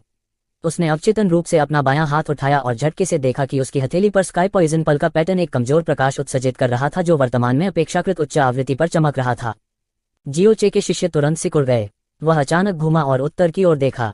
यह हो सकता है। स्काई पॉइजन पल की भयानक विष शक्ति और शक्तिशाली शोधन क्षमता के अलावा इसमें एक विशेष क्षमता भी थी, और वह थी उच्च स्तर की जहरीली सामग्री या औषधीय अवयवों को महसूस करने की क्षमता। जब एक निश्चित सीमा के भीतर उच्च स्तर की जहरीली सामग्री या औषधीय अवयव थे तो यह उन्हें महसूस करेगा, एक प्रकाश चमकेगा और लक्ष्य के स्थान की ओर इशारा करेगा। लेकिन शर्त यह थी कि सामग्री उच्चतम स्तर की होनी चाहिए। स्काई पॉइजन पल जिस स्तर पर था उसकी आंखों में उच्च स्तर की अवधारणा और मनुष्यों की नज़र में उच्च स्तर की अवधारणा समान नहीं थी। अज्योर क्लाउड कॉन्टिनेंट में उन्होंने केवल स्काई पॉइजन पल को कुल 6 बार देखा था और हर बार जो मिला वह एक अतुलनीय दुर्लभ खजाना था। प्रोफाउंड स्काई कॉन्टिनेंट में लौटने के पहले दिन स्काई पॉइजन पल की वास्तव में इस तरह की प्रतिक्रिया थी। पास में किस तरह का अतुलनीय दुर्लभ खजाना छिपा था? स्काई पॉइजन पल जिस दिशा की ओर इशारा कर रहा था वह उत्तर थी, जो कि जियो कबीले के पीछे के पहाड़ की दिशा भी थी। हालांकि जियोचे का अपना आंगन था, लेकिन उसका स्थान सबसे दूरस्थ था और पूरे जियो कबीले में सबसे खतरनाक कहा जा सकता था, क्योंकि इस छोटे से प्रांगण की दीवारों पर चढ़ने के बाद वह पीछे का पहाड़ था। यह पिछला पहाड़ जियो कबीले की निजी भूमि थी और वहां कम संख्या में निम्न स्तर के गहन जानवर इधर उधर भटक रहे थे। कभी कभी गहरे जानवर आंगन की दीवारों पर चढ़ जाते और अंदर घुस जाते। अगर कोई जियो कबीले में घुसना चाहता है तो पीछे के पहाड़ पर चढ़ना भी एक अच्छा विकल्प था। हालांकि फ्लोटिंग क्लाउड सिटी में जियो कबीले की शक्ति के साथ आज तक किसी ने ऐसा नहीं किया था। बिना किसी हिचकिचाहट के जियोचे सीधे दीवार पर चढ़ गया। हालांकि एलिमेंट्री प्रोफाउंड रियल्म के पहले स्तर की ताकत बहुत कमजोर थी। 3 मीटर से कम ऊंची दीवार पर चढ़ना कोई समस्या नहीं थी। पीछे का पहाड़ी इलाका शांत और उदास था और पिछले जियोचे में निश्चित रूप से आधी रात में यहां आने की हिम्मत नहीं थी।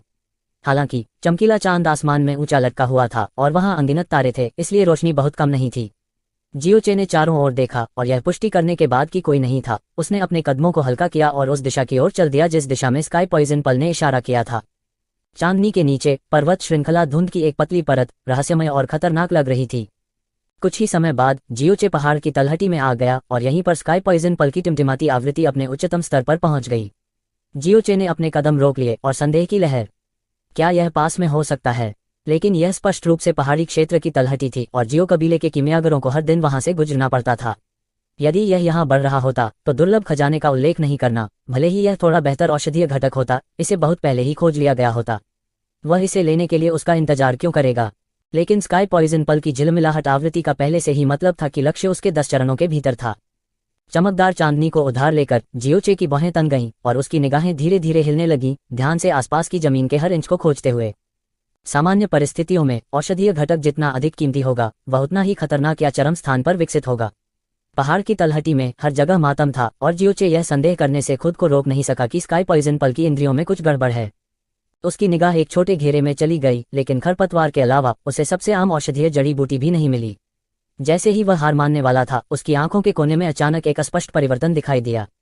जियोचे की वर्तमान आध्यात्मिक समझ बेहद तेज थी और उसने जल्दी से अपना सिर उठाया और तुरंत उस दिशा की ओर देखा जहां अचानक असंतोष की भावना प्रकट हुई थी। वह स्थान भी जंगली घास का खेत था, परंतु वह चट्टान के किनारे पर उगने के कारण रौंदा न गया था। जियोचे ऊपर चला गया, इस चट्टान के बगल में बैठ गया और खरपतवार के इस क्षेत्र को देखा। लंबे समय के बाद उसकी निगाह इन खरपतवारों के बीच की स्थिति पर मजबूती से टिक गई। घास की जीवन शक्ति बहुत दृढ़ थी और बिना किसी गड़बड़ी की परिस्थितियों में उन्हें व्यापक कहा जा सकता था और हर जगह जड़ें जमा लीं। और खरपतवार के इस खेत के बीच में, जिसे स्पष्ट रूप से रौंदा नहीं गया था, एक खाली जगह थी। यह खाली स्थान बहुत छोटा था, इतना छोटा था कि इसमें अधिक से अधिक घास के 2 ब्लेडों की वृद्धि को समायोजित किया जा सकता था, लेकिन यहाँ दिखाई देना विशेष रूप से असंगत था। रात की हवा का एक झोंका धीरे धीरे गुजरा और उसके बगल की घास थोड़ी हिल गई। इस समय खाली जगह जिस पर जियोचे की निगाहें मजबूती से टिकी हुई थी, अचानक अजीब तरह से घास के 2 ब्लेड की छवि दिखाई दी। वे एक पल के लिए दिखाई दिए और फिर बिना किसी निशान के गायब हो गए। जियोचे की आंखें तेजी से फैल गईं और फिर परमानंद से भर गईं। उसने जल्दी से अपना बायां हाथ बढ़ाया और उसकी हथेली में स्काई पॉइजन पल उस खाली जगह के पास पहुंचा। तुरंत कमजोर हरी बत्ती के नीचे घास के 2 ब्लेड धीरे धीरे दिखाई दिए। वे लगभग 2 अंगुल लंबे थे और उनका पूरा शरीर गहरे हरे रंग का था। वे आसपास के मातम से अलग नहीं दिख रहे थे। स्टार कंसीलिंग ग्रास, यह वास्तव में स्टार कंसीलिंग ग्रास है। और उनमें से 2। जियोचे ने उत्साह से धीमी दहाड़ लगाई और उसका बायां हाथ सीधे आगे बढ़ गया। स्काई पॉइजन पल से प्रकाश की एक फ्लैश के बाद स्टार कंसीलिंग ग्रास के 2 ब्लेड जड़ से उखाड़े गए और जियोचे की हथेली में प्रवेश कर गए। एक औषधीय अवयव का ग्रेड जितना अधिक होता है, उसे तोड़ना उतना ही कठिन होता है। थोड़ी सी असावधानी के कारण औषधीय घटक खराब हो सकते थे और यदि यह हल्का होता तो इसकी प्रभावकारिता बहुत कम हो जाती, और यदि यह भारी होता तो यह सीधे बर्बाद हो सकता था। लेकिन उस पर स्काई पॉइजन पल होने के कारण उसने चाहे जो कुछ भी लूटा हो, उसे इस बारे में बिल्कुल भी चिंता करने की जरूरत नहीं थी। ऐसा इसलिए था क्योंकि स्काई पॉइजन पल की आभा उस क्षण पूरी तरह से लक्ष्य को ढंक देगी और थोड़ी सी भी आध्यात्मिक ऊर्जा बाहर नहीं निकलेगी। यह सुखद आश्चर्य कहने के बजाय यह कहना बेहतर है कि यह एक चमत्कार है। अपनी हथेली में स्टार कंसीलिंग ग्रास के 2 ब्लेडों को देखकर जियोचे इतना उत्तेजित हो गया कि उसकी बाहें थोड़ी कांपने लगीं। 24 वर्षों में जब वह अज़्योर क्लाउड कॉन्टिनेंट में था, उसने व्यावहारिक रूप से पूरी दुनिया की यात्रा की थी और उसे स्टार कंसीलिंग ग्रास का केवल एक ही ब्लेड मिला था। लेकिन पहले दिन जब वह प्रोफाउंड स्काई कॉन्टिनेंट में लौटा तो उसे वास्तव में 2 मिले, और वे उसके अपने पिछले पहाड़ में भी थे। स्टार कंसीलिंग ग्रास की उपस्थिति साधारण खरपतवार से अलग नहीं थी और इसे नोटिस करना लगभग असंभव था। साथ ही इसमें एक अतुलनीय विचित्र क्षमता भी थी, और वह थी अदृश्यता। नतीजतन इसे खोजना और भी मुश्किल था। हालांकि उनके गुरु ने उन्हें पहले ही बता दिया था कि भले ही स्टार कंसीलिंग ग्रास एक दुर्लभ खजाना था, फिर भी बहुत कम लोग थे जो इसके अस्तित्व के बारे में जानते थे। पूरे महाद्वीप में 5 से अधिक लोग नहीं थे जो इसे पहचान सकते थे, और केवल एक चीज जो इसे पूरी तरह से परिष्कृत कर सकती थी, आकाश के नीचे स्काई पॉइजन पल थी। यहाँ तक स्वर्ग भी मेरी मदद कर रहा है। स्टार कंसीलिंग ग्रास के इन 2 ब्लेड के साथ यह 2 अचूक ट्रम्प कार्ड होने के बराबर है। स्टार कंसीलिंग पिल को परिष्कृत करने के बाद मैं इसे अपने जीवन की रक्षा के लिए उपयोग कर सकता हूँ। लोगों को लूट सकता हूँ, लोगों को मार सकता हूँ और उन्हें लूट सकता हूँ। मैं मूल रूप से जो चाहूँ वह कर सकता हूँ। स्टार कंसीलिंग ग्रास को अपने हाथ में कसकर पकड़ते हुए जियोचे ने स्काई पॉइजन पल के स्थान पर टेलीपोर्ट किया और चुपचाप मुस्कुराया। स्काई पॉइजन पल का टिमटिमाना भी इस समय पूरी तरह से बंद हो गया। जियोचे, जो अच्छे मूड में थे, के पास अब यहाँ रहने का कोई कारण नहीं था। वह घूमा और जाने के लिए तैयार हुआ, लेकिन जैसे ही वह मुड़ा, उसकी आंखों का कोना अचानक एक असामान्य ठंडी रोशनी से चमक उठा। जियोचे, जो एक कदम आगे बढ़ने वाला था, रुक गया और ठंडी रोशनी की दिशा में देखने के लिए अपना सिर घुमा लिया। बहुत कम चांदनी उधार लेते हुए उसने अचानक देखा कि उत्तर की ओर 50 मीटर से भी कम दूरी पर एक धुंधली, अस्पष्ट सफेद छाया थी।